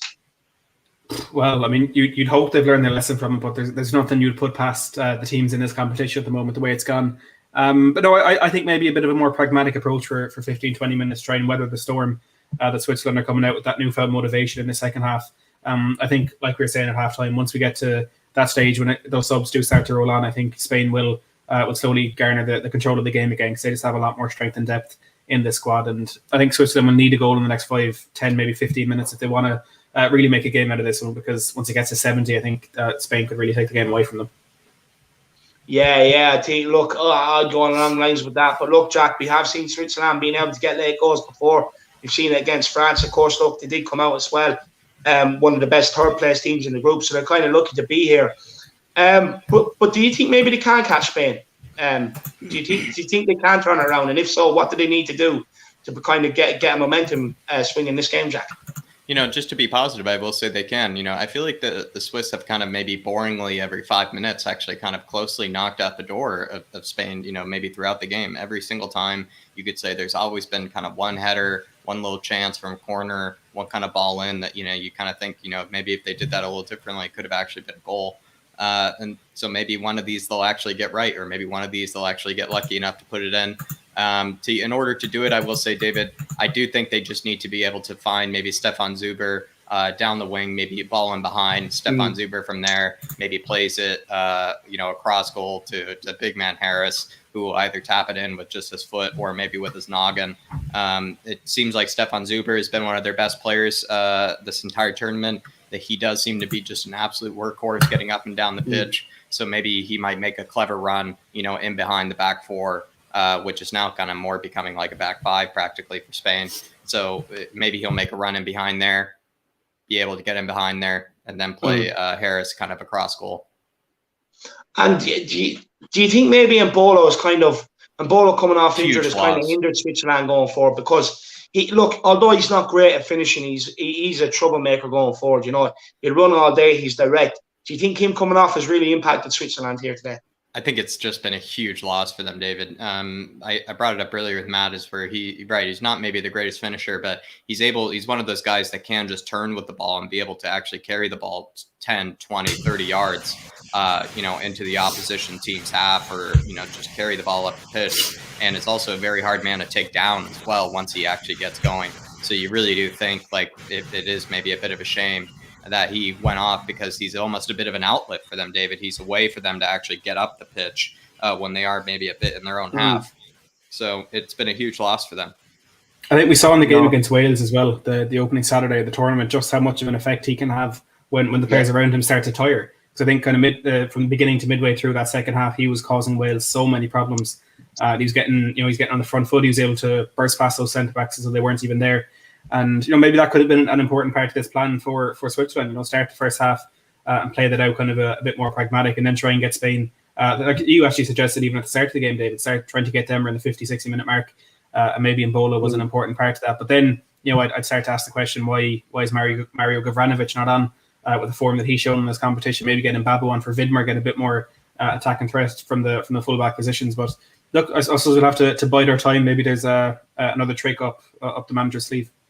That's what I was going to say. Do you think maybe there is method to this madness, that maybe he's saving the two players that you mentioned there, Matty, till about 70, 75 minutes? Because that's kind of when Croatia went at them. Spain started to tire, and they did look a bit leggy, and that's when Croatia went at them. Do you think maybe that is what he's maybe planning on doing, saving them from about 70, 75 minutes and just, constantly just go at them then? It's possible. I mean, it's a dangerous tactic to play against the Spain team. I know, again, we keep on mentioning their lack of an out-and-out goal scorer, but that hasn't stopped them from being the highest scorers in the competition so far. Yeah. So it is a dangerous tactic, but, Vladimir Petkovic, if he doesn't do something crazy during the game, I think that's not actual Vladimir Petkovic. Chance there for Zuber. Ooh. Chance there for Zuber. They got forward on the left-hand side, and I apologise for spoiling, but I keep shouting. No. And the ball was, who was that down there? I'm actually not quite sure who it is on that left-hand side, but he treads the ball through the right back's foot, and it comes in Stefan Zuber. He's reaching for it at the edge of the 6-yard box. It was Vargas who played that ball in. It's really good covering there from Pedri to force him kind of on the stretch, and Unai Simon able to turn it behind for a corner. But yet another chance from the corner. That's very good midfield play by Pedri, I have to say. Matty, credit where credit's due for such a young lad to not lose his man and track back. You know what I mean? And to be aware of the danger. He's a very good footballing brain, that guy. Absolutely. It terrifies me that he's 2 years younger than me. I'm getting to that age now where players are starting to be younger than me, and it just begs the question, what have I done with my life? No, look, I was getting that over the last couple of years, Matty. But look, you know, these guys have been given the opportunity. I wouldn't be comparing yourself to footballers anyway, my man. Chris Peter says, hello, you beautiful people. Look, Chris, as beautiful as we are, Ben and Sim are better. So look, make sure you get over there onto free bets and get over there and watch the watch along with the boys. We're on a secret mission today. I can't say what it is, but we need to get you over there. You know, thank you for reporting to duty. But look, it's the link for the watch along they're doing right now for this game on free bets. It is pinned in the chat. It's also the first link in the description below, and you can type it in on YouTube, free bets. So make sure, guys, you get over there and watch the watch along with them. And the whole idea is basically, look, you come on here, we send you over. So guys, please do it. Do it. Do it for Ben, Sim, myself, Matt, Jack. Do it for all of us. Oh, Jan Sommer there nearly getting caught out there on the edge of the box with Switzerland defender, but he took control and tidied it up. Spain on the attack here again. Oh, well tackled. Great tackle. I love seeing a crunching tackle in midfield. Someone getting upended. I love it. That's the type of player you were. Yeah, look, I'm not one to shy away from a tackle, Matty. I'm not. Look, I love the dark arts of football, but I'm also very good on the ball. That's the thing. Bit of Roy Keane without the ball and Lionel Messi with the ball. You don't have to rate yourself, do you? I'm telling you, Matty, I swear to God, I'm not messing that. Bit of Sergio as well, maybe a bit of Sergio Ramos as well, David, it seems like, with the dark arts. No, I'd go Cannavaro, lad. I'd be better at reading the game. You know what I mean? I'm more right person, right placed. You know, if I was defending rather than a Sergio Ramos. But no, look, the dark arts definitely come for Roy Keane, lad. You know, if someone's running by you, you know they have the yard on you. You just grab them by the arm, kind of pull them back, and then lever yourself forward off them, and get ahead of them. Right. You know, it's all the little tricks of the trade you can do, lad. You know. And then look, if there's a 50-50 tackle, I love it, lad, because I go to the ground and I'll go through you. You know what I mean? That's what it's about, lad. Absolutely love it. But that's what they should be talking about, over at free bets, because as I said, David, we're not, or as you maybe said, we're not as beautiful today. We're not at our top best. We're not, given the expert analysis. It's more happening over at free bets. So head on over to the Harris Army. No, sorry, Jack. Ended it on. Got excited for no reason. No problem. No, it was a good ball over the top there. Tried to get Sarabi in behind, but the Swiss defender dealt with it and managed to chest it back to Jan Sommer. But it did look like for a minute there that Spain could be in for the second. Good defending, I have to say. I think it was by Elvedi. Good defending. But look, the second half is starting to peter out now a little bit, Jack. Not as many chances being created the last few minutes here. Look, Switzerland, I think, really do need to start utilising that bench now. Yeah, I do think they do. It's already 68th minute for you guys, practically. Yeah, 68, yeah. Yeah, so, I mean, it's almost too late at this point. They probably should have already made a substitution for the likes of Mbabu. Goal! Shaqiri has done it, Jacko! It's 1-1! Immer weiter für die Schweiz. Shaqiri has done it. It had to be the good luck charm. I had to keep speaking as well, David. I had to keep speaking because I knew something was happening by your eyes, so I knew to keep speaking because then it would go in. Oh, it's 1-1 here. Spain, Switzerland. Tidy finish. Can they do what they've done to France? Can Switzerland have a late revival here, like Croatia did against Spain? Can they go for the second? A bit of fortune there, really, for the ball breaking. But look, it was a good square across. Between Torres and who was that? Laporte. Yeah. Laporte and Torres. Ball bounces between the two of them. Good. He squares the ball. And Shaqiri, look, a tidy finish. Maybe a bit of fortune there as well. But a tidy finish into the bottom corner. And we have a game on our hands, ladies and gentlemen. It's Switzerland 1, Spain 1. And we have about 20 minutes left here of normal time. I really hope it doesn't go to extra time. I've done way too much extra time. It seems like I get all the games with the extra time. I've done way too much extra time of late. But look, there could be an upset on the cards. Matt, maybe put away the tapas and whip out the Toblerones. What do you think? No, God, no. I'm not giving up on my. Oh, good off the line there by the keeper. Shaqiri nearly thread. Vargas in. Oh, Switzerland, they're going for this one. No, I've full faith in Spain. Get a damn Machoria on with that bit of baby oil, and Ricardo Rodriguez will have an absolute nightmare. Oh, yeah. Adama Traore, look, he would light this game up right now, to be honest with you. I think that's a good shout, Matty. Jack, upset on the cards, man? Oh, there has to be, Dave. There has to be. It just seems like the Swiss are just able to hold on and then able to punch teams in the mouth, it does seem like. As well, also, I will say, Shaqiri, David, I don't know what you think. Just seemed like one of the luckiest finishes, I will say, I've ever seen with the way that he was able. It didn't seem like it was very intentional to put it through Azpilicueta's legs there. Very maybe poor, weak-footed, right-footed finish for Shaqiri. Honestly, it looked very tidy at first, but then when I saw it go through Azpilicueta's legs, I was absolutely mesmerized because it was one of the slowest shots, for a weak foot I've seen in a while, almost as if Lamela were to swing it with his right foot. So maybe very lucky to equalize there, especially also with the defending mistake there between I believe it was Pau Torres and Laporte, or between Pau Torres and the left back Jordi Alba. So who knows, David? But they've been able to kind of just seemingly hold on and be able to punch teams in the mouth. Maybe I see it coming via Stefan Zuber again. But the last one, it just was seemingly just very lucky goal, I would say, actually, for the Swiss. No, 100%. And look, Matty, do you think maybe it's a case now Switzerland go for it, or do you think they might revert back and kind of keep it tight, or do you think the confidence is in them now to go for it? I think they'd probably be better off trying to get it done in the 90 minutes, which, again, I don't think they will, but keep coming back to what Spain have on the bench. I think if it goes to extra time, all of a sudden there's 6 subs available. There's just a whole lot of pace on that bench for Spain that could cause Switzerland a lot of problems as the legs start to tire if you do go into extra time. But I think they just need to hope that something breaks for them, because if they go out and actively try and get that winner, I think Spain will be able to punish them on the flip side of that. So maybe just stick it out and see what happens. I'd agree with that. Paul Gregory says the Irish, Argentinian, Italian hotspur. Yeah, 100%, my man. That's what it is, my man. Big yourself up. Aaron Dove says Tobler goal. 100%, my man. Big up, Aaron. And Chris Peters, he says, guys, what do you make of Calvin Phillips playing next to Højbjerg rather than Winks? Both ballers. I hope you're not saying Winks is a baller. He's definitely not a baller. I can think of another word starting with B for Winks, but it's not baller. And Calvin Phillips. Look, with Calvin Phillips, I'll be honest with you.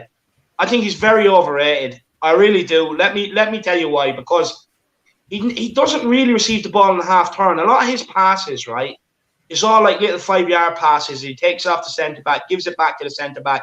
For me, I actually don't rate Calvin Phillips. I think a good midfielder, especially a baller, takes the ball on the half turn.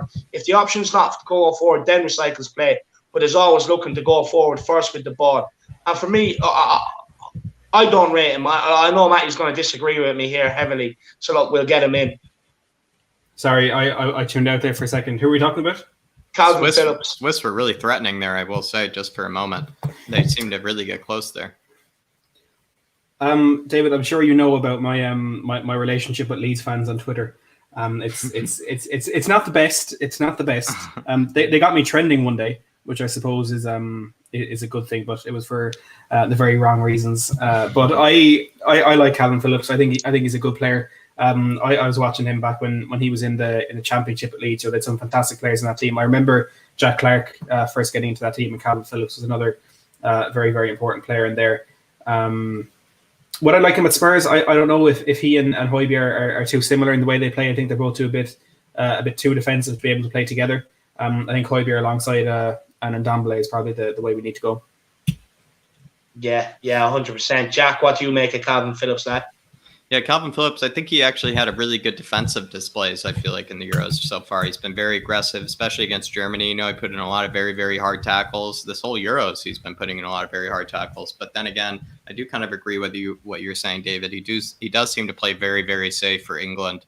Even for Leeds, though, you might say it's a very bit different. He does seem to think very direct. He does seem to think very forward thinking. But for Southgate, yeah, I agree with you, David. Maybe the way that he positions himself, it's always very safe, very pragmatic, even sometimes playing some hospital passes, you could even say sometimes. But defensively, I will say he's been unbelievable. Yeah, look, he's been decent enough defensively, but I don't rate him. It's just like with Chris, he's expecting him to come in and do what Winks. If anyone was lurking there, anyone gambled to go back post, that would have been a handy tap in. Could have been 2-1 Spain. Could have been 2-1 Spain.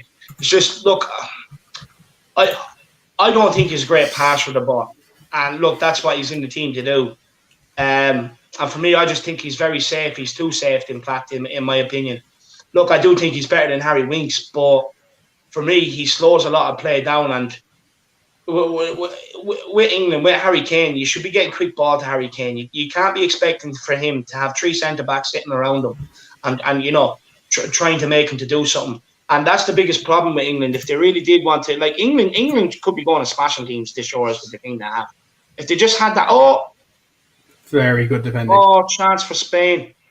Massive chance. Who was that? Sarabia. It's Danny Olmo. Chance. Good defending. Yeah, Vidner gets a good block in there. Yeah. Good defending by good defending there. Good defending. Let's see who else we have. Guys, I just want to say, look, for the last 10, 15 minutes of normal time, please do get over to free bets. Where Ben and Sim from here, the WeAreTottenhamTV, are actually hosting a watch along over there. And all support and everything else is greatly appreciated. So we need to get you all over there. I've been left instructions, just leave this watch along, get over there and follow the two boys. The link is pinned in the description below. And it's also pinned in the chat here. So please get over to free bets and get over and watch along with the two boys. Good ball in here in the box from Spain. Oh, a lot, nothing really there. Pau Torres trying his best to get on the end of it and just couldn't. With a red good card. Ball in. Good in-swinger. Oh, it's just taken off him. Unlucky there. With a red card here. Remo Freuler. He's off. Oh. Crunching challenge. Oh. That's harsh. Let me see the tackle. He's got the ball, but he's... Oh, no. It's one of those that... So it's like the Sweden one the other night. Do you know what? I don't think that's a red card. He goes in for the ball. He gets the ball first and follows through on the player, but he doesn't get him with the studs. It's his laces that he connects with Morata with eventually. That has to be overturned. I think it just looks dangerous. There's no way. It looks dangerous because the studs are facing up initially, but he does not make any contact with the player, and he's pulled out of the challenge enough by the time the contact is there to hit Moreno with his laces rather than with the studs. I think VAR have to overturn this, but they probably won't because they're useless because it's the English referees today. If they don't overturn this is a joke. This is a joke. It's like that's the Sweden one. Nowhere near a red card. The Sweden one, as much as people want to say he got the ball first, the Ukraine player carried on running into him and it completely changed the game. And they haven't turned it off. They have sent him off here. That's absolutely shocking. Well, David, even with this one though, you could with the Sweden one, you still say like when you watched it, you did see that Ukrainian guy's leg bend in half, and and it looked pretty awful considering the metal studs and everything. But with this one, it's also just Gerard Moreno, of course he's going to make the most of it, but it's also the way it made contact with him, it literally probably barely didn't even feel it. Probably, I'm not even kidding. Gerard Moreno, he knew the foot was high, but he definitely didn't even feel it. That's just atrocious. That's atrocious. No, honestly, if they start taking the tackles out of the game, I'm going to watch competitive tag or something like that because this is what it's going to turn into. Honestly, it's what it's going to turn into is a game of competitive tag. You know what I mean? It's absolutely ridiculous. There's nothing wrong with that tackle. He got the ball. It's a joke. I'm actually fuming. I was fuming after the one that was given for Sweden the other day. I'm fuming after this one. It's put me in a right bad mood. They're just taking tackling out of the game. I think the Sweden one was a red, but this is not even. I'm not sure how. But the Sweden one, do you not think he completely got the ball first? He got rid of the ball first, and then took the player out. But what do you expect him to do? He definitely got the ball first, but at the end of the day, he's endangered another opponent by having his leg dangling in the air that high up. I think you can't argue he got the ball first, but he genuinely could have snapped his opponent's leg. I think you do have to take the safety of players into consideration as much as the quality of the challenge matters. He still could have broken an opponent's leg, and I think you have to go. But if you're in his situation, right, and you're sliding to clear something, Once you start sliding, that momentum is going to keep carrying you. But that's what it is. It's such a split-second reaction. He got the ball first and then hit the Ukraine player. But he got the ball first. What are we expecting him to do? Not slide, just make that slide tackle and clear the ball. It's your job as a player to ensure that you don't endanger any opponent at any other time. Yes, he was going for the ball, and yes, he got the ball. But look at the Sadio Mane and Ederson collision a few years back. Mane did not have his eyes at Ederson. He was watching the ball. He put his foot up to control the ball. As much as he didn't know Ederson was there, and as much as he didn't mean to initiate that contact, it was his action that still endangered an opponent, and he deserved to walk for it. I think it probably is a bit harsh, but I can't see in any way why it's not a red card when he, like that player, I forget his name, but he could be out for 8-9 months with that one. He could have done his ACL in the way his knee went back. I get that, mate. But football is a competitive sport at the end of the day. It's a competitive sport. You're going to get injuries, right? It's the same as any sport. You're going to get injuries. But the thing is, when in that moment, right, it looks worse when it's slowing down. But you have to understand, in that moment, it's split second. It's split second. He's literally after making contact with the ball and clearing it, and then hits the player from Ukraine. There's nothing he could have done. Nothing he could have done to prevent that, apart from doing his job and defending. It's a competitive sport. It is, but at the end of the day, he's the one who put the two of those players in that situation where your man could have gotten a serious injury. I just think when you endanger an opponent like that, you don't have an excuse. But again, on this one, for Freuler, he should not have gone. Yeah, look, I think we'll agree to disagree on this one, Matt, because look, I can see where you're coming from, but for me, it's not. I don't think it's endangering an opponent because he hasn't intentionally gone to do it. To be honest with you, and if like just for me, if we are talking about, it's up to players to take duty care and not endanger opponents. For me, I think endangering an opponent is going to do it intentionally, not when you're just playing the game. Like when you're playing the game, collisions are going to happen. This is the thing. Collisions are going to happen when you're going to play the game. Some nastier than others. But for me, look, I just think it's where you draw the line on endangering an opponent. For me, I just think, if it's intentional, that's endangering an opponent. If it's not, then it's just part and parcel of what comes with the game. Yeah. Jack, where do you stand on it, lad? You can be the one that decides it. This most recent one is atrocious. I still think from the Sweden-Ukraine one, as awful as it looks in the images, if you have the chance, and it's really difficult to, but if you really just watch it in the actual time that it happened, you almost really do see the Ukrainian player just getting there very, very, very late to that clearance. And the clearance, sure, he did it maybe.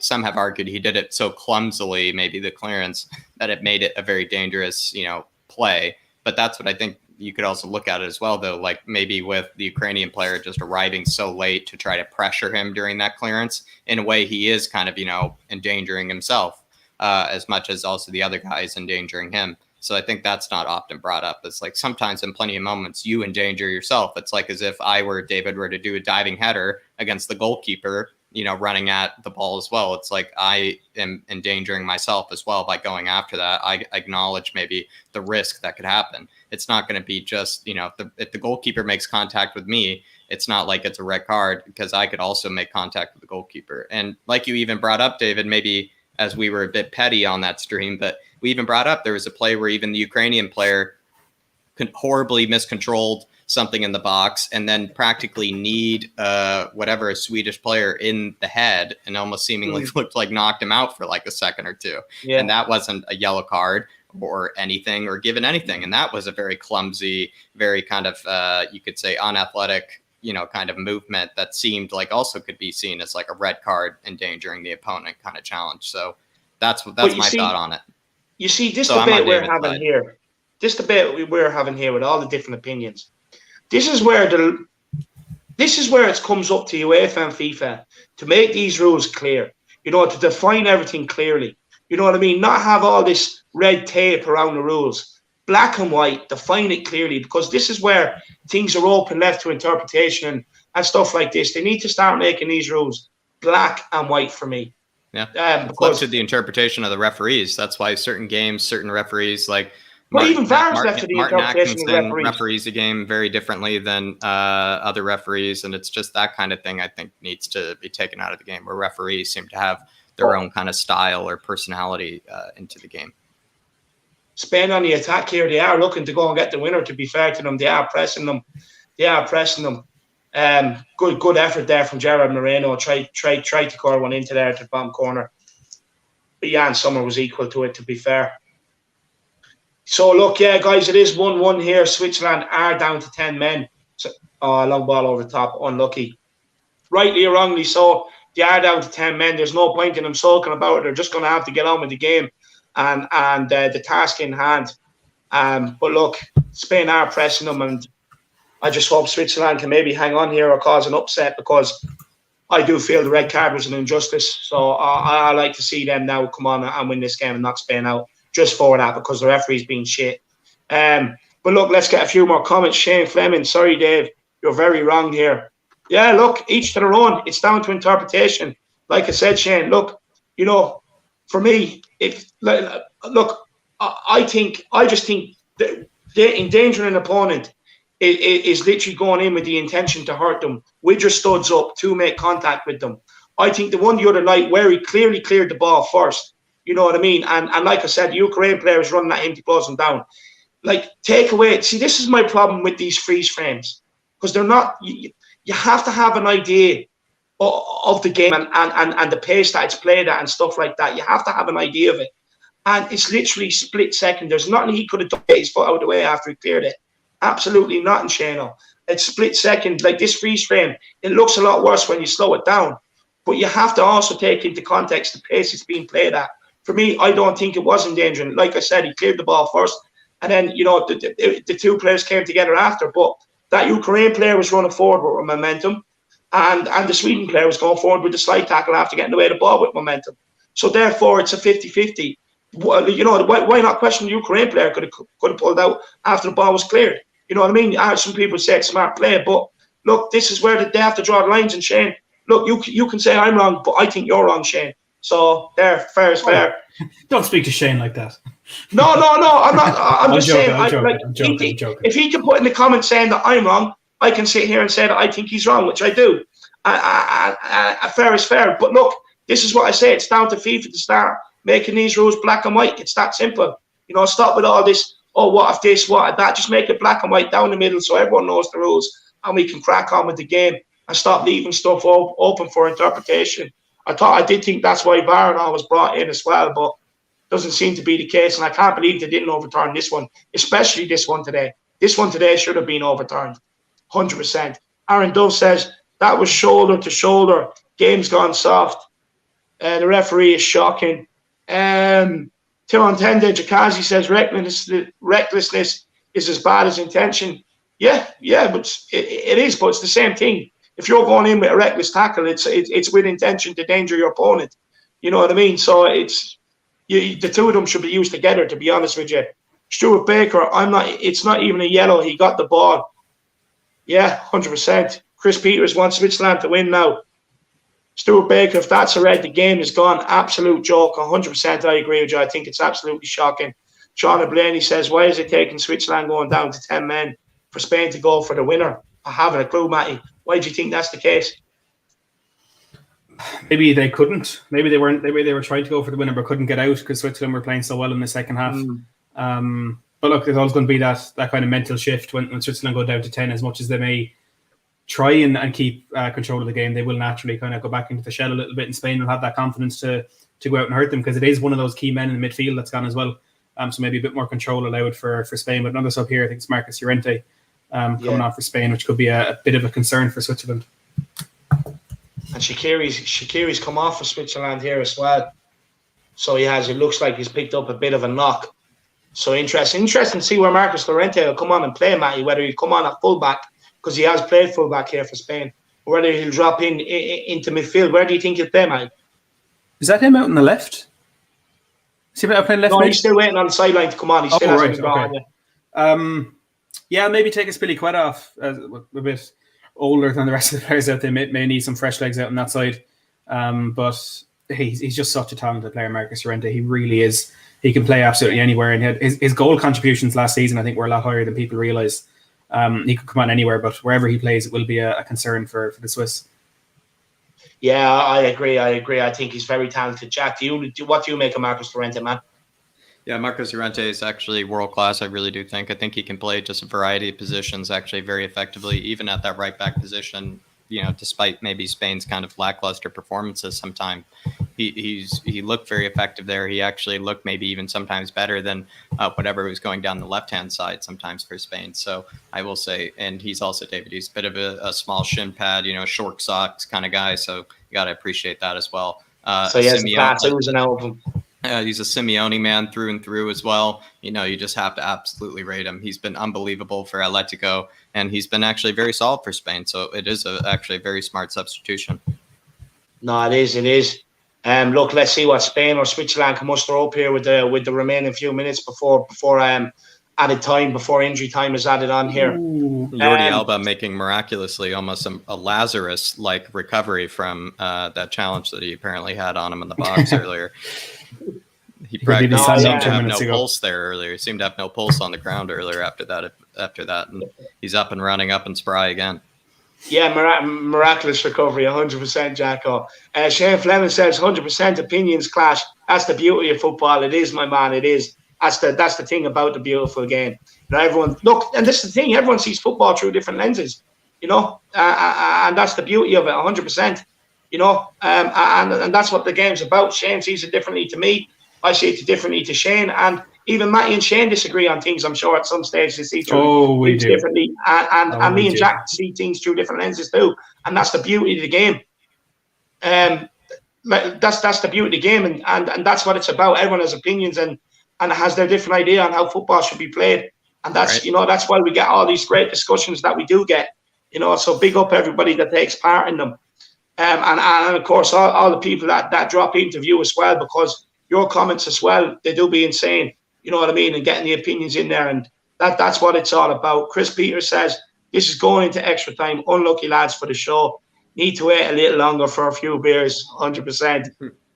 And Tony 89 Hal THFC says, I think Switzerland are still going to win this. They're going to catch them on the counter and play safe. It's a big ask. It's a big ask being down to 10 men now. It really is a huge ask. Added time has been added on, and we're going into that now. So, look, I think Switzerland probably be happy to take this all the way to penalties, to be honest with you, Matty. Yeah, I think they will. They've really gone back into the shell. They do seem to have reverted to a five at the back now as well. A Christian Fastnacht coming on. I think he looks as though he's gone out to right wing back with Vidmer stepping into the right centre back role. Marcos Llorente actually looks to be playing fairly advanced there. He's come on for Koke, maybe playing in an attacking midfield role. But for Switzerland, they'll try and poor kick by Sommer. Maybe a chance here for Spain to get forward. No, it's a poor ball. I think Switzerland will just be doing what they can, seeing out as much of the game as they can, and hope they, if they don't get an opportunity during the 120 minutes, maybe grab a lucky win on penalties again. Yeah. Look, Jacko, do you think if it does go to penalties that you'd fancy Switzerland?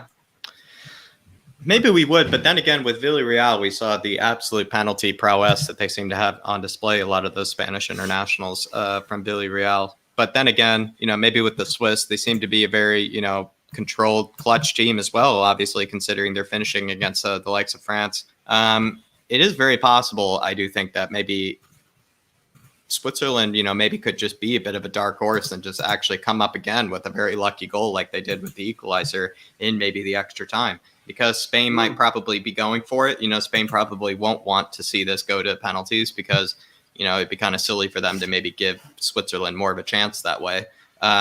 So, yeah, maybe it's possible that maybe Switzerland just might find something actually miraculously against the run of play via Gavranovic or maybe via the right-hand side with Fastnacht, as was just said. But it seems like Fastnacht might be playing a bit through the middle along with Gavranovic. Very, very difficult to see. Or maybe a picture at the moment. But yeah, I could see them maybe, optimistically, I'll say maybe they'll get a goal against the run of play during the extra time or during the second half and first half of extra time. That's very optimistic, Jack. Very optimistic. But look, it's football. Anything can happen, my man. Anything can happen. But look, Matt, are you surprised with the game that Switzerland have put up to Spain today? Because I know me and you were expecting Spain to kind of win this one easy. I'm not surprised by the quality of Switzerland or the fact that they've made it difficult for Spain. I think we all expected that. Shut up, Shane. I'm only joking. I don't think we question the quality of Switzerland. I just felt as though, having scored 10 times in the last 2 games, Spain would have the confidence and the final touch really to carry themselves through. I think they have probably had the better of it in terms of chances. Maybe Switzerland, you could say edged it as the better team, but Spain have always looked more likely, and I'm just maybe a bit disappointed that they haven't been able to put the ball past Jan Sommer a bit more. But do you think maybe extra time affected both teams today, Matty? The extra time from the last 16? Definitely possible. Definitely possible. It's a very physically demanding tournament as it is when you're playing games every 3-4 days. But even just adding 30 minutes onto any game can really, really have an effect on them. And whichever one gets through now, you question in a semi-final whether it's Italy or whoever Italy are playing. If they'll be coming up against, I think it'll affect them then carrying into that as well. But maybe balances out the fact that they both had extra time on the same night. No, 100%. And look, both going into extra time here now, so it's more minutes in the legs for whatever team goes through to the next round, and they'll both be back. Whoever goes through to the semi-finals, they'll both be off the back of two lots of extra times in the last 16 and the quarterfinals. So look, it'll be very interesting to see who does get through the next round, how tired they really will be. But look, I want to credit Switzerland. I do want to credit Switzerland for hanging in here today and making themselves very, very tough to beat. So big themselves up to put up a good contest. And look, let's see what they can do with 10 men going into extra time. The game has ended. It is going into extra time. We have another extra time here. It's Spain 1, Switzerland 1. The Spain goal coming more or less from an Alba shot. Zakaria deflection into the back of the net. Switzerland's goal coming through Shaqiri with a finish on his weaker foot. And then sending off as well for Switzerland. Look, harsh, I think, but it is what it is. They're going to have to crack on, galvanise themselves, get together now for extra time. Will the strongman Stewart says, all right, what's up, fellas? Big up. Shauna Blaney says Switzerland have to hold on for penalties. I fully agree with you, Shauna. I fully agree with you. Penalties looks like where this game is going to head. If Switzerland can all sit in and keep it tight. And Chris Peter says, if any of you guys are doing a watch along for the Italy and Belgium game, WeAreTottenhamTV will be back for a watch along for the Italy versus Belgium game. So there will be. And I just want to say to everybody that's watching now, please do leave this stream, get over to free bets and tune in for the whole of extra time and potentially penalties with Ben and Sim over on free bets. Doing this watch along right now, just on the free bets channel. So guys, really would like it if you could get over there. The link for that channel is in the description below. It's the first description in. It's also pinned up here in the corner of the chat. So make sure you get on that link and get over and watch the game with Ben and Sim. But Matty, look, if this game, do you think it's going to go to penalties, or who? If not, who do you think is going to win it in extra time? I think if there is a winner in extra time, it'll be Spain. Switzerland it just probably has to be a case of trying to act as a sponge towards any attack that Spain can throw at them, try and soak it up and get through to that penalty shootout. Whether or not they can do it, again, the question remains to be seen, because there's so many talented players in that Spain team that at any point the ball could end up in the back of the net. So it will be a struggle for Switzerland. I personally can see Spain nabbing it in extra time, especially now Mikel Oyarzabal coming on. Had a good impact on that game against Croatia on Monday. But David, like I said to you, I'm going to have to head off. As much as I would love to stay for extra time and laugh in Jack's face when Spain win, unfortunately I will not be able, as I have my own stream to prepare for. But I just want to remind everybody that this is not the watch along you should be watching. This is not the watch along you want to be watching. You want to head over to free bets. The link is probably every second message in the chat at this stage. Head over to Ben and Sim and give them your prediction for extra time and drop a like in that stream while you're there. But David, thank you very much for having me on today. Just before you go though, Matty, let them know what stream you have coming up and give your channel a plug, man. I am doing a transfer stream at 7:15 with Brian Daigle, Darius from Paxton Row TV, and Henry Wright as well. Just chatting all things about transfers. We're going to be touching a lot on the Jules Koundé scenario, as his price has been slashed to as low as £39 million. We're also going to be looking at the Toby Alderweireld news, Harry Kane, Harry Winks, Takahiro Tamiyasu as well. Where it's got any Tottenham transfers you need to know. It will be over there. So Mate's Tottenham blog at 7:15 if anyone is interested in being kept up to date, and for a fantastic discussion as well. 100%. Everybody get over there and check out my Irish Brothers channel. It's an absolute fantastic channel. He's going from strength to strength. From the end of the season, going from 6K to nearly at 10K now. Guys, get over there and check it out. Fantastic channel. And like I said, he's only going to go from strength to strength. You want your transfer news, you want breaking news, get over and subscribe to Matt Hayes Tottenham Blogs. Absolute fantastic channel. And Matty, thanks for giving up your time and coming on here today, my man. Thanks very much for having me, David. And as always, thanks for the kind words. And I'll leave you two to enjoy extra time. Jack, been an absolute pleasure. David, again, thanks for having me. And I'll talk to you both soon. Good to see you. I'll see you, Matty. Thanks very much, man. Bye. Thank you. Big up Matt Hayes. Big up Matt Hayes for coming on. Jack, extra time here. Who do you think's gonna go to penalties, or if not, who do you think's gonna nick it in extra time? David, I just got to be optimistic. I do think the Swiss are just going to have to find a way to get a goal against the run of play here. Maybe with the Spanish, the Spanish will also probably not want this to go to penalties, you would think, considering that they are playing against a team with 10 men. But then again, with 10 men, maybe Spain might open themselves up a bit more. And like I said, Switzerland could get really lucky and could just somehow miraculously get a goal against the run of play. And that's what I would love to see happen. Yeah, so I'd love to see it happen. But it's not realistic, but it's hard to say. It's almost been actually a very, dull game probably after maybe the 60th minute, David. So I might, just add a bit of spark, add a bit of jazz to this game by just giving maybe a bit of a delusional kind of prediction. No, 100%. I agree. Look, I would love it to happen, but it's hard to know, if Spain can get the pressure on, get balls into the box and create a few chances and keep Switzerland pen back in, surely they're going to have to crack at some stage. And speaking of cracking, good defending, I have to say, for Switzerland. The last defender there took it off Moreno's toes, good defending.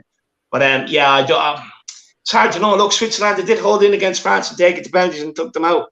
So, look, it'd be interesting. It'd be very interesting to see. Look, I do think maybe Spain probably, like they did against Croatia, will nick this game in extra time. But look, both teams could have really done without extra time today. So we'll see how tired they become going into this extra time. But look, let's get a few more comments. Chris Peter says, "Is it Kaniki or Kanikalenko?" It's both, Chris. It's really hard to know at this point. I'm practically changing my surname every week because it's pretty much dependent on who I might think will, be English and destroy the "it's coming home" banter and mantra. Oh, lad, a good ball across the box from Danny Almo, right across the 6-yard box, and Gerard Moreno, lad, he just couldn't convert it. 6 yards out, puts it wide. That could end up coming back to haunt them. That's shocking. Atrocious. That's worse than Morata. He tried to smash it. He just tried to smash it. It seemed like. No, that's absolutely shocking. Aaron Dove says my belly's gone from 6K to 10K during lockdown. 100%, my man. And Sean Blaney says big up Matt Hayes. Chris Peters is saying thank you to Matt Hayes. Big up, everybody, giving Matt the respect he deserves. Orange Fantasy, Azpilicueta is a good defender, but Spain are missing an attacking fullback on the right. Yeah, they are, to be fair. But look, it could be a case that maybe they've been instructed to sit back today rather than go forward. Spain are on the attack here again, snuffed out by Switzerland. And good defending. Switzerland finding it very, very hard to get out here, Jack. Jordi Alba, though, too, is also like kind of the Spanish Marcelo, in the way that he's practically a left winger. So maybe it's actually smart to have someone like Azpilicueta who will be a bit more defensively responsible and inclined as well. Whereas Jordi Alba, sometimes he's even I will say Jordi Alba is an atrocious defender. So he's more of an attacking left wing back than anything. So that's probably maybe the reason why Azpilicueta is on that right hand side, kind of just sitting back there. No, 100%. I agree with you. Spot on analysis there, Jacko. We have a new channel member, Jaquandre Jones. Big yourself up. Hope you're keeping well. Love the name, my man.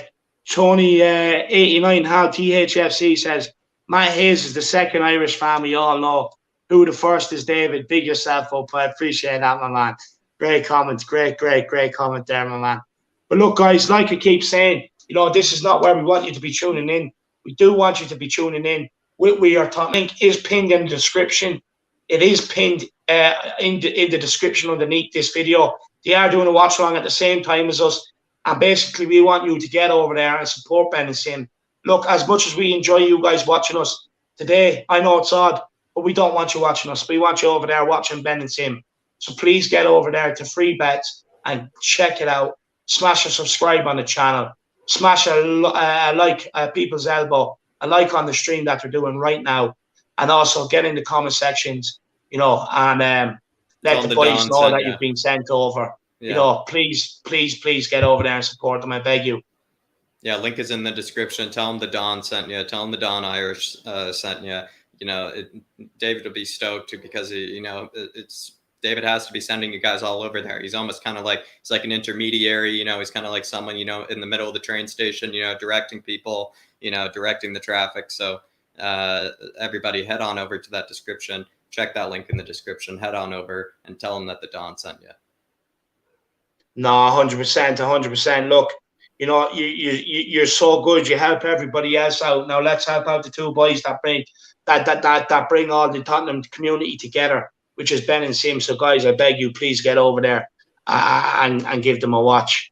And Chris Peter says, my wife thinks you were great. No, thank you very much. I really do appreciate that. Thank you so much. I really do appreciate it. Look, it's something I'm going to have to get used to, you know, being able to take compliments, because, you know, I get a lot of them and I don't really know how to take them. So big up, Chris. I really do appreciate that. No, such a great comment. Yeah. But please, guys, please do get over to Ben and Sim. Spain on the attack here. Oh, shot from the edge of the box by Danny Olmo. And look, he had Jan Sommer rooted to the spot. Let's see if he took a deflection. Yeah, it took a massive deflection. Who did it come off? Comes off Moreno's arm, so I wouldn't have counted anyway. But just creeps by the post. And look, Switzerland are digging in here. They're absolutely chomping down on the Toblerones here, Jack. No, David, no, they're clinging on to their Toblerones, whatever's left of them, David. Jan Sommer there, definitely absolutely rooted to a spot there. You know, maybe even similar to the Zakaria goal, you know, where, you know, just had nothing to do about it. You know, pretty much would have nothing to do if that went past him into the bottom corner. Feel kind of bad for him, because then when you think about it, David, maybe even the two goals that have been scored, very lucky goals when you do think about it for either side. Yeah, they were very lucky, very fortunate goals, to be fair, Jack. That's another great observation, my man. And look, that's why we have you on these watch-alongs, lad. You know, that's why we've drafted you in. Almost rather it be 0-0 maybe, because of how lucky those goals are, David. You know, then we'd be kind of, you know, a bit more desperate. You know, maybe we'd be kind of a bit more thirsty maybe for the goals, because, but yeah, when I really do think about it, two pretty atrocious goals that, you know, did go in. Yeah, no, 100%. And Shane Fleming says here, wow, what a miss. And that's referring to Gerard Moreno's miss. Shane, it was shocking.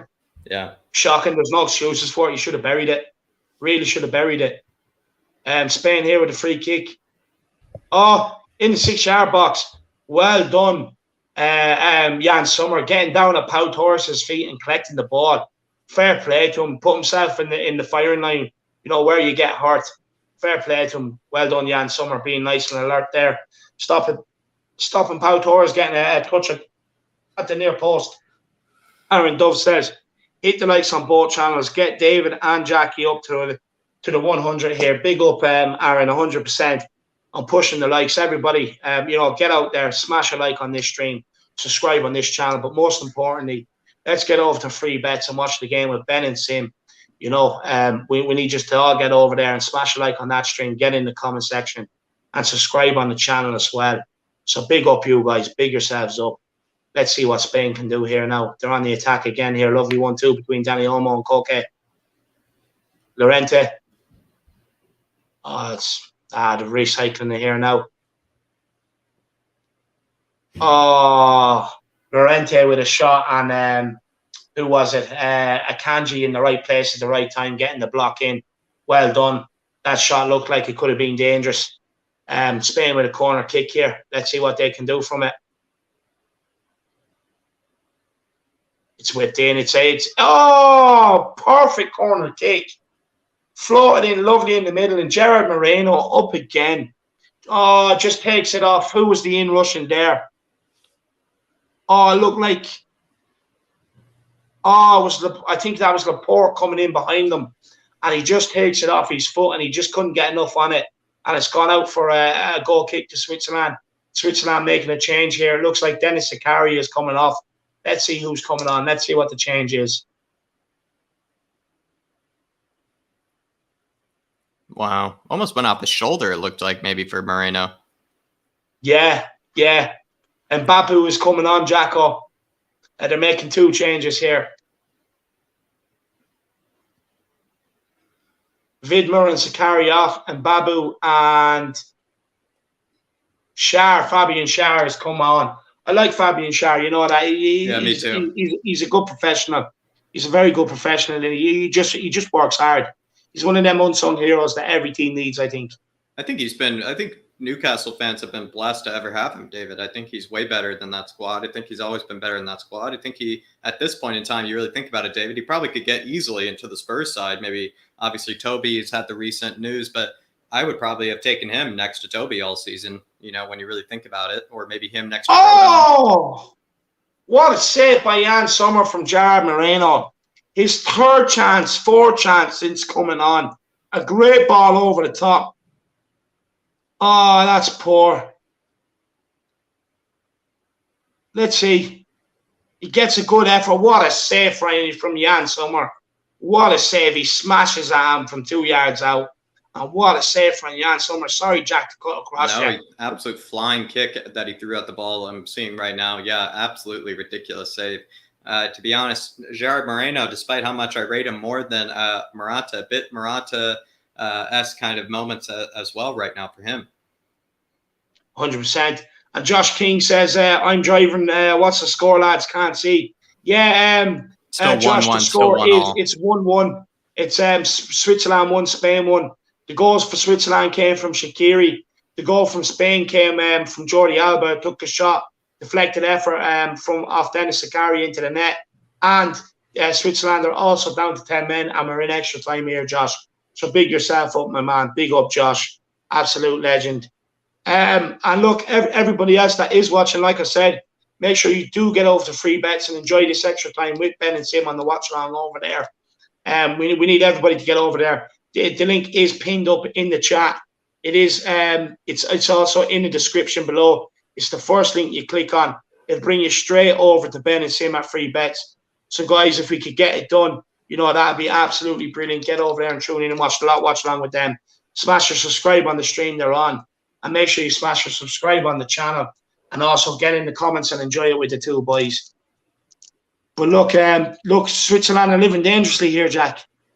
They're living dangerously here. Even Gerard Moreno, it does seem maybe, 3rd time did seem to be the charm, David, but it actually wasn't. So maybe 4th time's the charm for him, where he actually gets the treasure chest. But I will say, maybe I'm just going to remain hopeful that maybe Switzerland can maybe just get something totally against the run of play. Because Spain are absolutely blowing up all their chances that they've been giving. So maybe, just maybe, Switzerland might just get that 1 chance, and they'll just show the Spanish what it's like to actually finish the chance that you're given. Yeah, 100%. Look, they could very well get punished, but look, it was a yards of ball with an effort from the edge of the box, and another good save from Jan Sommer here. Good save by Jan Sommer. Let's see what Spain can do with this corner kick here. It's Danny Olmo on the corner kick. He goes for the far post for the corner kick. Jan Sommer comes out, gets a fist to its card. It's a free kick out. Good goalkeeping by Jan Sommer, commanding his area there, and gets his reward with a free kick out. Well done, Jan Sommer, I have to say. Clattered by, I think it was Moreno there on the back. Maybe trying to hurt him because he can't get a goal, Jack. Yeah, absolutely. Even after that one miss that Jan Sommer had, that one miss that Gerard Moreno had, Jan Sommer gave him a very good evil eye for kicking his post there, because the post, David, that's the goalkeeper's friend. So very, very not very kind of Moreno to be kicking his friend there after missing such a sitter. Yeah, no, it's not. It's not. A good stink eye. Jan Sommer gave him a good stink eye after him missing that sitter. Maybe even said something that we didn't see on camera. So maybe that might have been the reason he clattered him after that. Yeah, no, but Hilsey says here, is it all right if I watch from here instead of the live stream? I suppose it is, man, but you really would be doing Ben and Sim a massive favour. Like I said, they're so good to all of us Spurs community. It's now time for us to rally around them and get them the support. So it would be greatly appreciated, man. Look, you can stay here and watch it, but it would be greatly appreciated if you did just get over there for the remainder of this, extra time, man. and tune in with the boys. Chris Peters says, hopefully tomorrow will be Sweet Caroline again.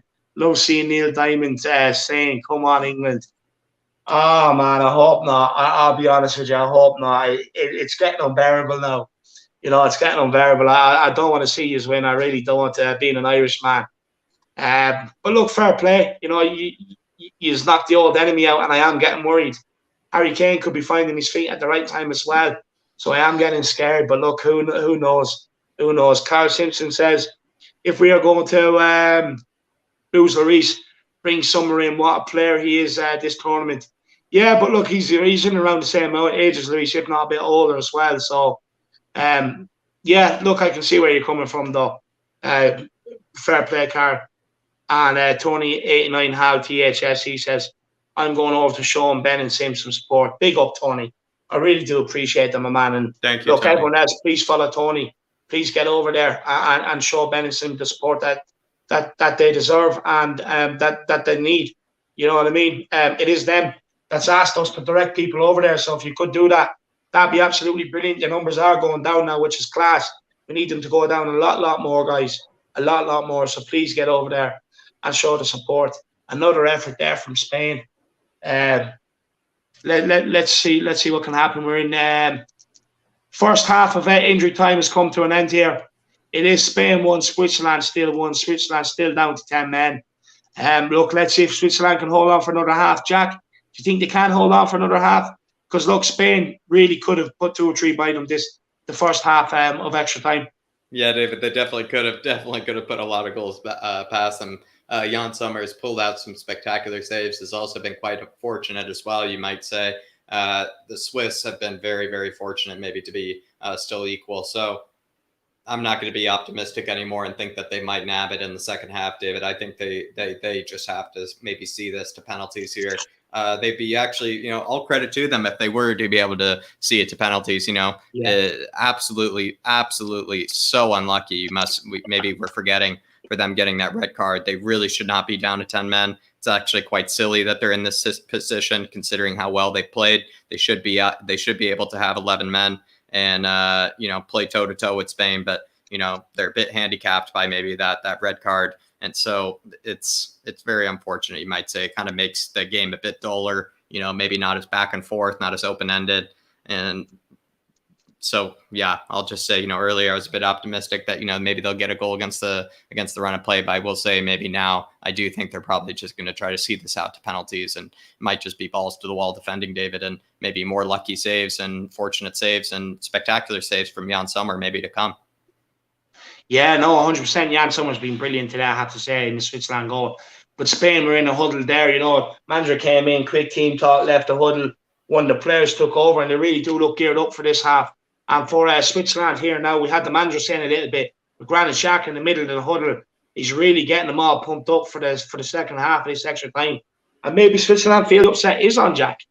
Yeah, Switzerland, they've been a very good unit, I would say. They've been very united. They've been very together. They do play like a team. They do back each other. Doesn't seem to be a lot of maybe inter-team kind of rivalry or, personalities. They really do seem to fight for each other. So maybe kind of similar to a bit of that Danish team, maybe, where they could actually maybe just, stay resilient, stay strong together as a team, and maybe you might find a way to pull this out.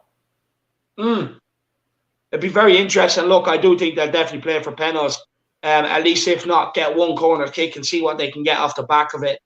But look, it's going to be a tall ask. Spain have just absolutely flooded them this half.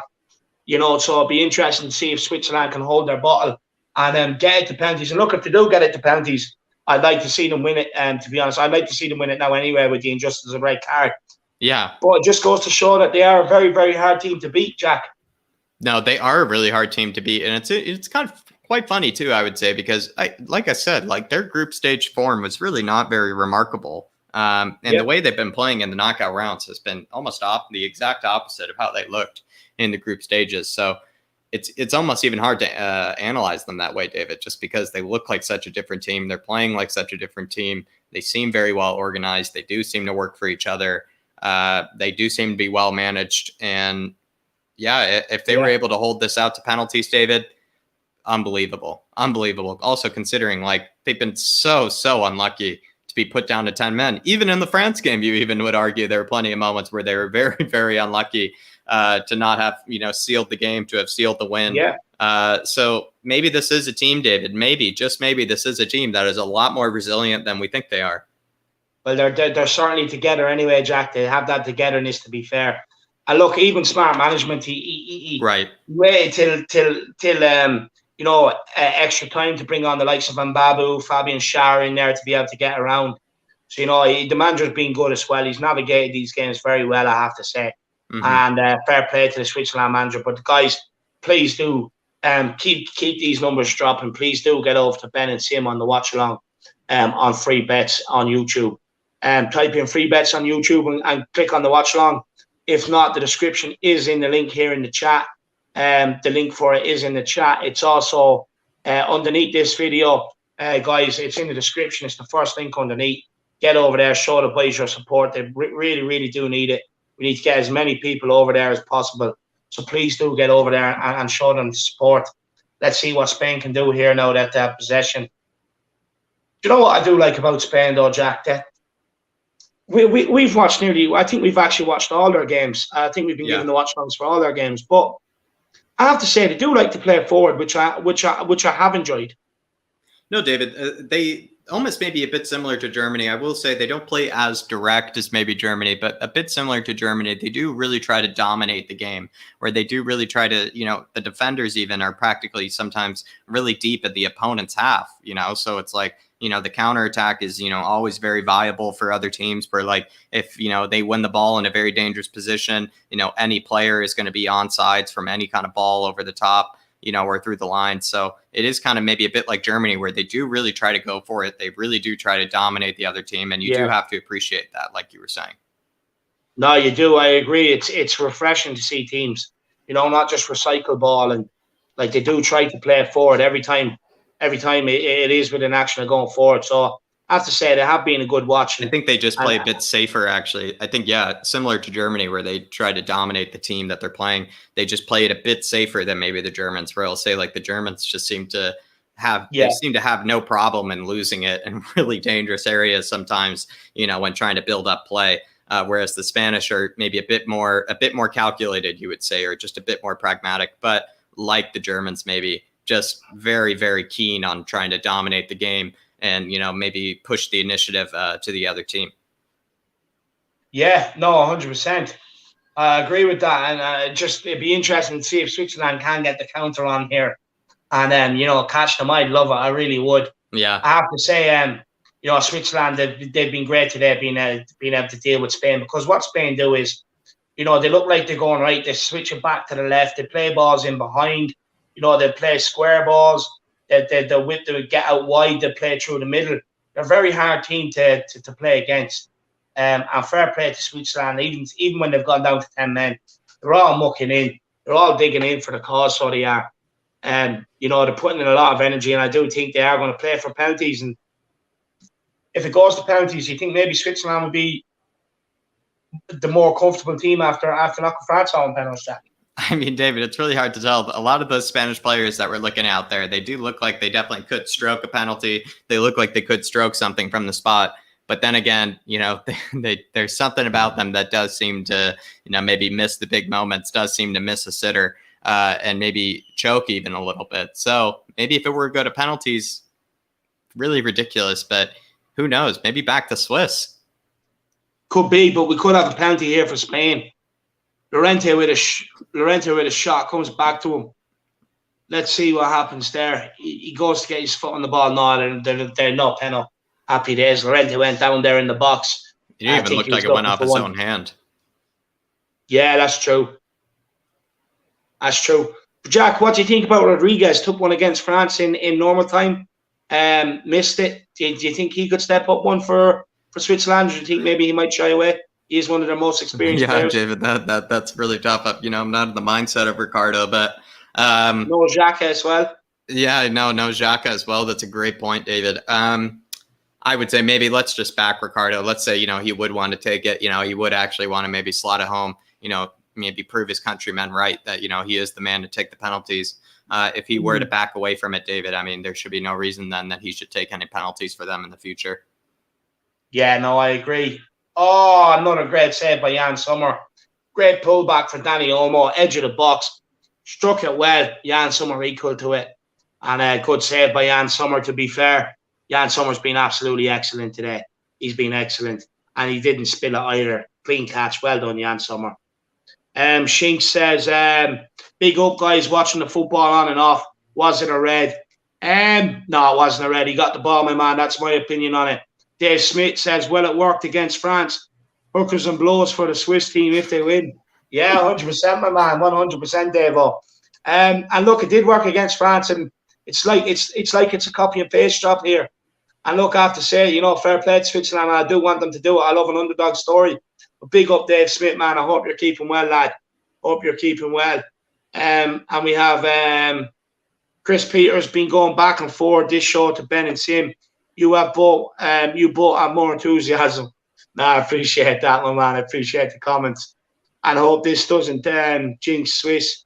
But Spain are so bad at finishing. Yeah, they had a lot of chances, to be fair. They haven't took them. And look, like I said, everybody, please do get over to Ben and Sim over on Free Bets doing a watch along for this game right now. And make sure you do get over there.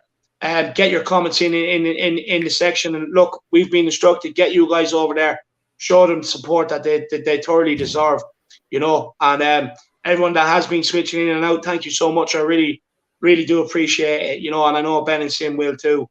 So guys, thank you so much. Thank you so much. You're all legends, but please get over there and join them. The description is, or the link is pinned up in the chat here, and it's also in underneath this video in the description. So make sure you click on the link and go over and join the two boys. And like a stream there on, smash a subscribe on the channel, you know, and get this, you know, help them out. And like I said, just get in the comments and engage with them, guys. It'd be absolutely awesome. You know, the two boys would really, really appreciate it. And it's them that need you to do it, you know, big time. So please help them out. They put out fantastic content week in, week out for all us Spurs fans. So now it's time to repay that and get over there and support them. Silver Surfer, big up. Silver Surfer, please, like I was saying there, please do get over to Free Bets and watch the game with Ben and Sim. I urge you, you know, so please do it. It's for Ben and Sim. It's what Ben and Sim want. So guys, please give them what they want and get over there and watch the game with them on Free Bets. I beg you. Look, Jack, what have we got left here? About another 7. Yeah, another 7 minutes left here. Yeah, you probably have probably about 6.5 minutes left. Yeah. About 7 minutes left. Yeah, David, I will say this has probably been the dullest of the knockout games. You know, the goals themselves have been quite horrible. The misses, the sitters have been quite atrocious as well. Maybe even, you know, in terms of quality, actually one of the lowest games as well. You know, just not been an exciting game. Not even no, really it hasn't really actually. Not even really been that great of a tactical battle. You might even say, if you were to praise any of the tactics, David, I would say maybe you just praise the Swisses just because they've been very good at just neutralizing any sort of momentum and energy from the Spanish. Yeah, look, Spain have tried everything. They've huffed and puffed. They couldn't blow the house down. Yeah. But you have to say fair play to Sweden. They've dug in. Look, I was never expecting Sweden or Switzerland to turn up to this game and, you know, try and play Spain off the park. I was expecting them to more or less do what they've done against France. And fair play to them. They have dug in brilliantly here. And they're still looking like they're not going to concede. Hopefully I haven't jinxed it. But they're forcing Spain back out every time, going from left to right. Go down the left, force it back out, go back down the right. But they have got the ball in behind here. It's to the back post. Llorente. Moreno with the shot, well blocked, and it's gone out for a corner kick. Switzerland still holding on here. Still holding on here. Dave Smith says this game is just screaming for the Swiss to sneak one on a quick counter attack. Yeah, I'd absolutely love it, Dave. If that was the case, if it was to happen, I'd be for that, my man. So I would be. But look, let's put Spain with the corner. Danny Olmo here. Let's see what he can do. Let's see if it's a good delivery. It's a good delivery. Oh, got the header. Who got the header? Great save by Jan Sommer down swiftly. I think it was actually Busquets that got the header. And Jan Sommer gratefully takes it into his arms. Busquets there getting up above everybody else. Wow, Busquets. And Jan Sommer happy. Switzerland, they need to stay switched on. They can't be giving away free headers like that. You know, they'll be absolutely raging if they go down to that. Switzerland on the counter-attack. Let's see what they can do here. especially not to the ancient player that is Busquets. I'm surprised he could even get off the ground. Yeah, no, I'm surprised too. Who was it? So tried to take on Alba there, and it's gone out for a Swiss throw in, and maybe it's a chance for them to get up in the half and maybe see what they can do, create an opportunity of their own. It is gone out for a throw in. Let's see what happens. Throw in taken, and it's gone out for another throw in. Happy days. And Dave Smith says, "Can Spurs get the Swiss back four? Please, pretty please." Yeah, 100%, 100%. Look, Akanji's been immense today, I have to say. Yeah. At the back and from attacking set pieces. You know, I have to say he's been pretty good. Spain on the ball here, looking to go for a quick break on Switzerland. Switzerland win it back. Spain win it back. So it's Pedri. All right. Yeah, Pedri. He's had an absolute great game today, I have to say. He has. He's worked so hard. Spain now looking to get forward. Let's see what they can do now for the last 2-3 minutes here. Let's see if they can create something and put this game to bed. Because I'm sure the momentum probably will be with Switzerland if it goes to penalties. If I was them, I'd definitely back myself on a. You know, I would think the momentum is in my favour. But look, Spain have a situation here. It's 1-on-1. Gerard Moreno, poor finish. That's absolutely. He has to be doing better than that. He has to be doing better than that. He makes a look. He's a 1-on-1. He makes enough room for himself to get off the shot. He just doesn't catch it. Goes through Babu's legs with the shot. Just doesn't catch it properly, and falls into Jan Sommer's arms. Yeah, we have we have 2 minutes left here, guys. So let's see what can happen. And look, for the last 2 minutes, please do get over to free bets where Ben and Sim are doing a watch along exactly for this game right now. They're better, they're more entertaining. Basically, it's who everyone tunes in to see on this channel, but they are on free bets. And we do need you, the WeAreTottenhamTV army, the Harris army, you know, the Kanikalenko army, please, to get over there and, you know, follow them. The link is in the first description here below. Below this channel in the description, it is the first link. The link is also pinned in the chat, guys. So it'd be greatly appreciated if you could get over and you know, show the boys a bit of support over there. You know, get over, smash like on the stream, subscribe on the channel, and drop a few comments and interact with them. It'd be absolutely fantastic if you guys could do it, and it's what Ben and Sim have asked for. So please, guys, I beg you. But Jack, we are looking like it probably will go into penalties here. Looks like Spain are taking off Pedri here. Who are they bringing on? Rodri. So it looks like they're getting ready for penalties here, Jacko. Yeah, even interesting with putting on Rodri. It does seem like everybody's just getting ready for penalties. If I were the Spanish, I would actually still put on an attacking substitution there, David, just because I really don't see the Swiss even putting any men forward. It seems like, you know, it's really hard for them to even get out of their own half, the Swiss. So, you know, making a substitution like Rodri, unless Rodri is maybe very good from the penalty spot, it's very confusing for me. I think they'd just probably trust him more than what they'd trust Pedri. Pedri's only a young lad. He's only 18, 19. Maybe. I think they just probably more trust in Rodri if it goes to it. But look, it does look like Switzerland will actually hang on here for penalties. We have a minute of normal time left. Let's see if there's any injury time. If there is, it might be 1 minute or so. But it definitely won't be much. There hasn't been much stoppages in this second half of injury time. Spain on the attack here again. Let's see what they can do. They're pushing forward, puffing and puffing. Busquets on the ball. Out wide to Jordi Alba. Back to Busquets. It's going over to the right-hand side now.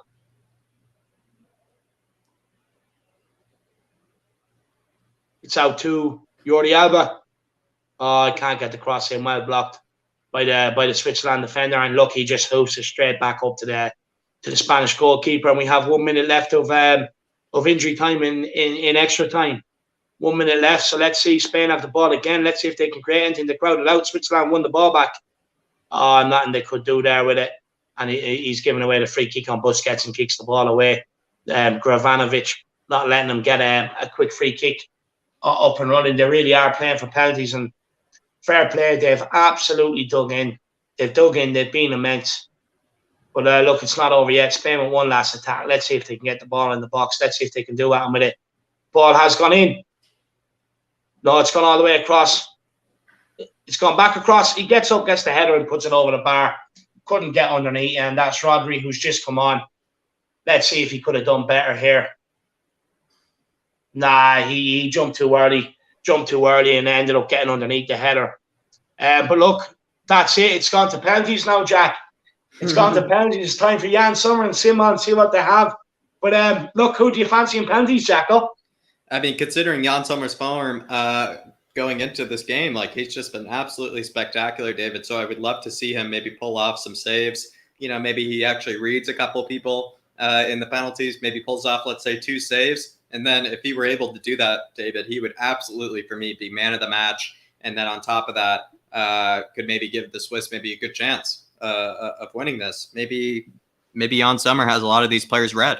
That's all I'll say is if he reads a couple of these Spanish players and their penalties and the Swiss, you know, maybe put away a couple in the beginning, you know, it could actually be, you know, who knows? It could be a quick penalty shootout. No, look, I think you're spot on there. I think Jan Sommer's been excellent. He's been equal to everything. It would just be nice to see him be able to win it. It would be nice because he's gotten his team to this position, right? The goalkeeper cannot win you the game, David. You know, as great as they can be, you know, they can't win the game.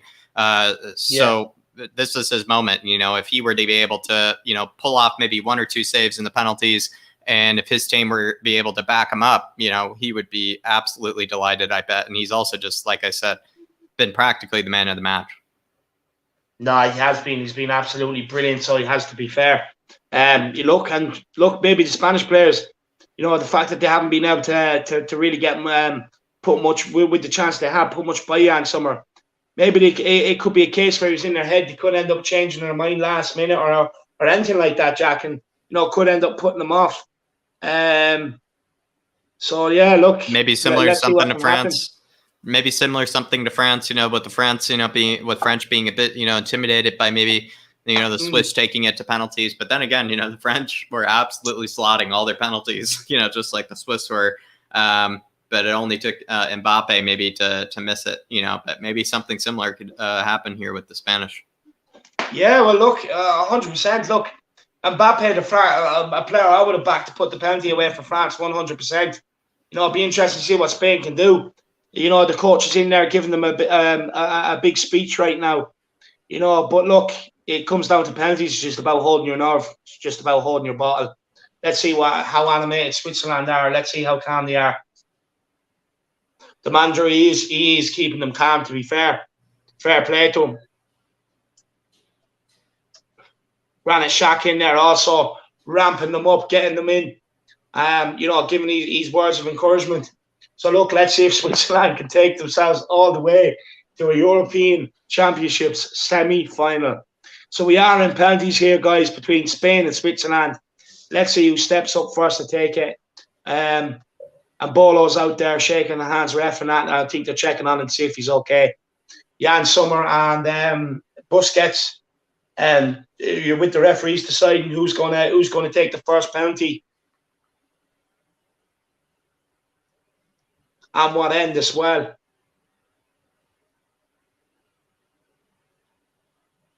So, look, it'd be interesting to see if Spain can hold a bottle because Switzerland have been there already in the last tie, Jack. Been there already in the last tie. Yeah, you know, maybe that might actually give them that bit of spring in their step, you know, David, considering they've already won a penalty shootout. Maybe that gives them a bit of confidence. But penalty shootouts, David, I will say they are so unpredictable. Even when you think that, you know, one team might have a bit more technically gifted players, you know, behind the penalty spot. Sometimes that doesn't even seem to matter, David. You know, it's like flipping a coin sometimes, penalty shootouts. So if the Swiss, again, were to win this on another penalty shootout, probably maybe one of the teams of the tournament in terms of just all-out performances. No, 100%. We have Amir Sardar here. He says, fair play to you lads for the content. Great work. Up the Swiss. And Harris Army, we are Tottenham family. Big yourselves up. Thank you so much. Everybody on watching that is watching. You know, while the referee is giving the instructions to the keeper about coming off the line, because Jan Sommer, he did do it against Mbappe in the last penalty shootout. Guys, please do get over to watch the penalty shootout with Ben and Sim over on Free Bets. The link for the watch along that they're doing right now isn't pinned in the chat here, get on that, or else it's in the description below this video. It's the first link in there. Get on that, or else type in free bets on YouTube and get over there and watch the game with the boys. You know, to give everybody so much support, especially myself, and I've been asked today to be able to get people over there. So, guys, I beg you, please do get over to free bets, and you know, help the boys out massively. I really hope you do it for the boys. Busquets with the first penalty. Oh, Jack, he took it too easy, too confident, and it comes off the post. Busquets has missed the first penalty. He sent Jan Sommer the wrong way, too casual, comes back out off the post, and Spain have missed their first penalty here, guys.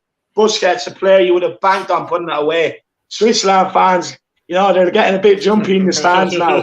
Who's up first for Switzerland? Can it be? I think it's Gregorovic up first. Let's see if he can put this one away. Let's see if Seaman can help Spain. But the first one is missed by Busquets. It's a big shock. Wow. That's insane.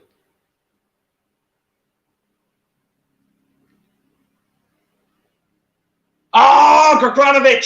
Great penalty. Puts it top left corner. Sends him on the wrong way. Wow. And it's 1-0 Switzerland in the penalty shootout. Spain missed the first one. Switzerland have scored their first one. It's game on here, Jack. And you were saying if Spain missed the first one or two, you know what I mean? David, that's exactly what's happened. I don't need to say anything, David. I already said what could happen, and it's ridiculous. This is ridiculous, David. Danny Olmo with the second penalty here, Jacko. He's putting the ball on the spot. Danny, let's see. Danny. He's a lot of pressure on this one, Jack, isn't there? No, there is. I rate Danny Olmo though. He'll put it away. Oh yeah, top corner, buries it. Good penalty by Danny Olmo. Yeah, great penalty. Always can trust a former Dynamo man. Always can trust one. No, he absolutely buried it. Aspilicueta delighted with him there, but look, let's see who's stepping up for this one. Who's this guy? He's got good hair. Fabian Schär. I'll back him to score this. He took one in the last penalty shootout and buried it. So let's see what Fabian Schär can do. A good solid pro. Never know with center backs, but yeah, definitely. No, Schär has a good shot on him, lad. He does. He definitely does. But sometimes they might be a bit too clever.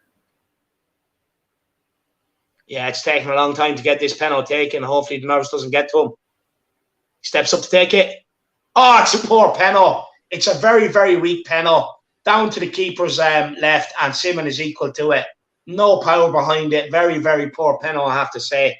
And it's game on here now. It's one apiece with 2 penalties taken. It's one apiece. Yeah, David, absolutely. You know, it's hard to predict what can happen. And also, I think even Fabian Schär's last penalty against France was a bit weak as well, if I remember. And he got away with it. But, he sent the goalkeeper the wrong way with the France one. With this one, Simon had him completely red. Maybe momentum back with Spain here. Rodri stepping up. Oh, it's saved by Jan Sommer. He goes down to the keeper's right, and Jan Sommer gets down and saves it. Oh, what a penalty save. Oh, and look, 3 penalties taken for Spain, only 1 scored. Switzerland only took 2 penalties. Great save by Jan Sommer. Equal to it. Well, he has 1 foot on the line, so they can't complain about that. Well done, Jan Sommer. Let's see who steps up here for Switzerland's 3rd penalty. Of course, he has a chance to make it 2-1 here after 3 penalties. Who is this stepping up? Is it Akanji? Did you see that? Rodriguez looks a bit nervous there. He could be on the field. It seems Akanji. Yeah, Akanji's taking it, David. He took a good penalty as well against France. And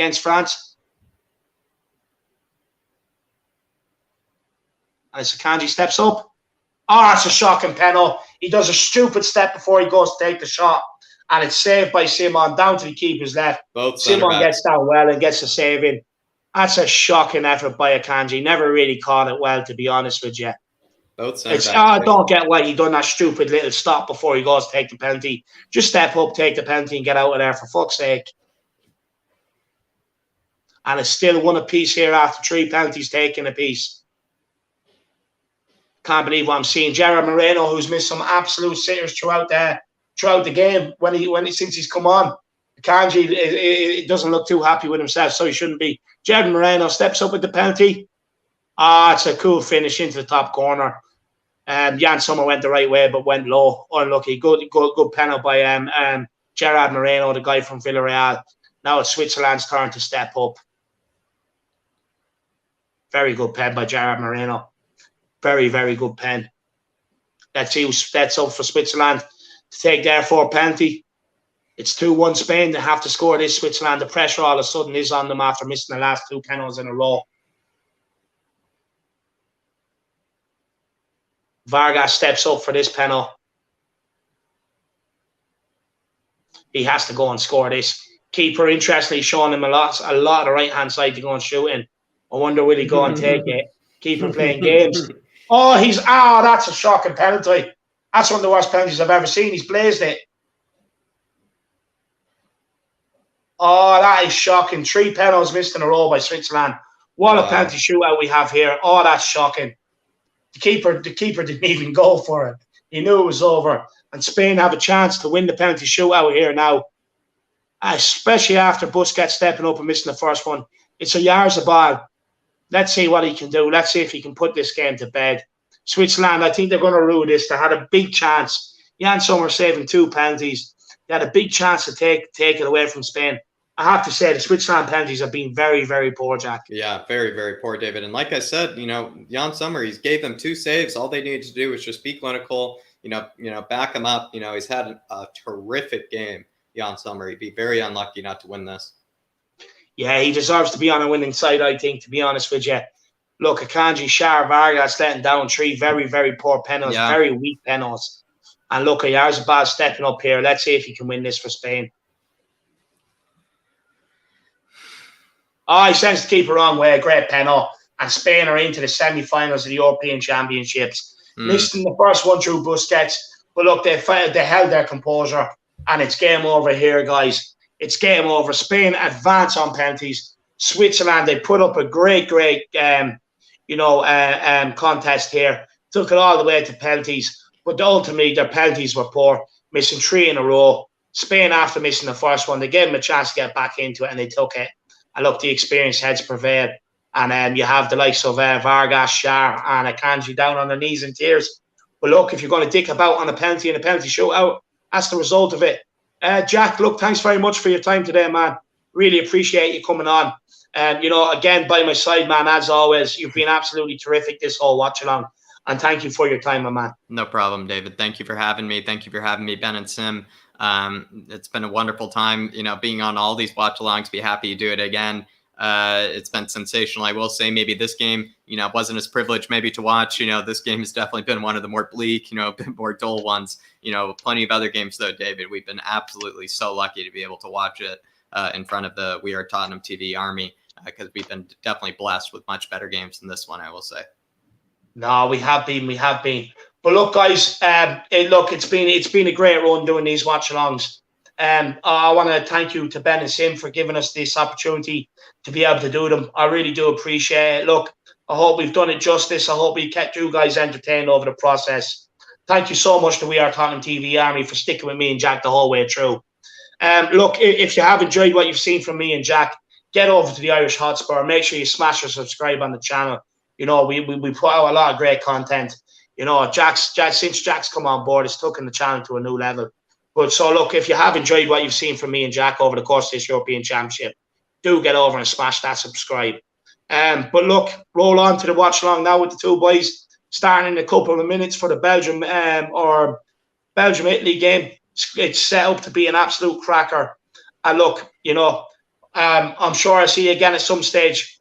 But over and out, been a great game here. Spain's advanced through to the semis. Like I said, tune in with the boys for the watch along now, starting another 5-10 minutes for the Belgium Italy game. And look, I'm over and out. I've been the Irish Hotspur, joined by Jack Kanicki. Absolute excellent. And guys, see you again. And come on, you Spurs. Come on, you Spurs. Pre-season starts Monday. Premier League's around the corner. Let's have it. Nuno's in, lads.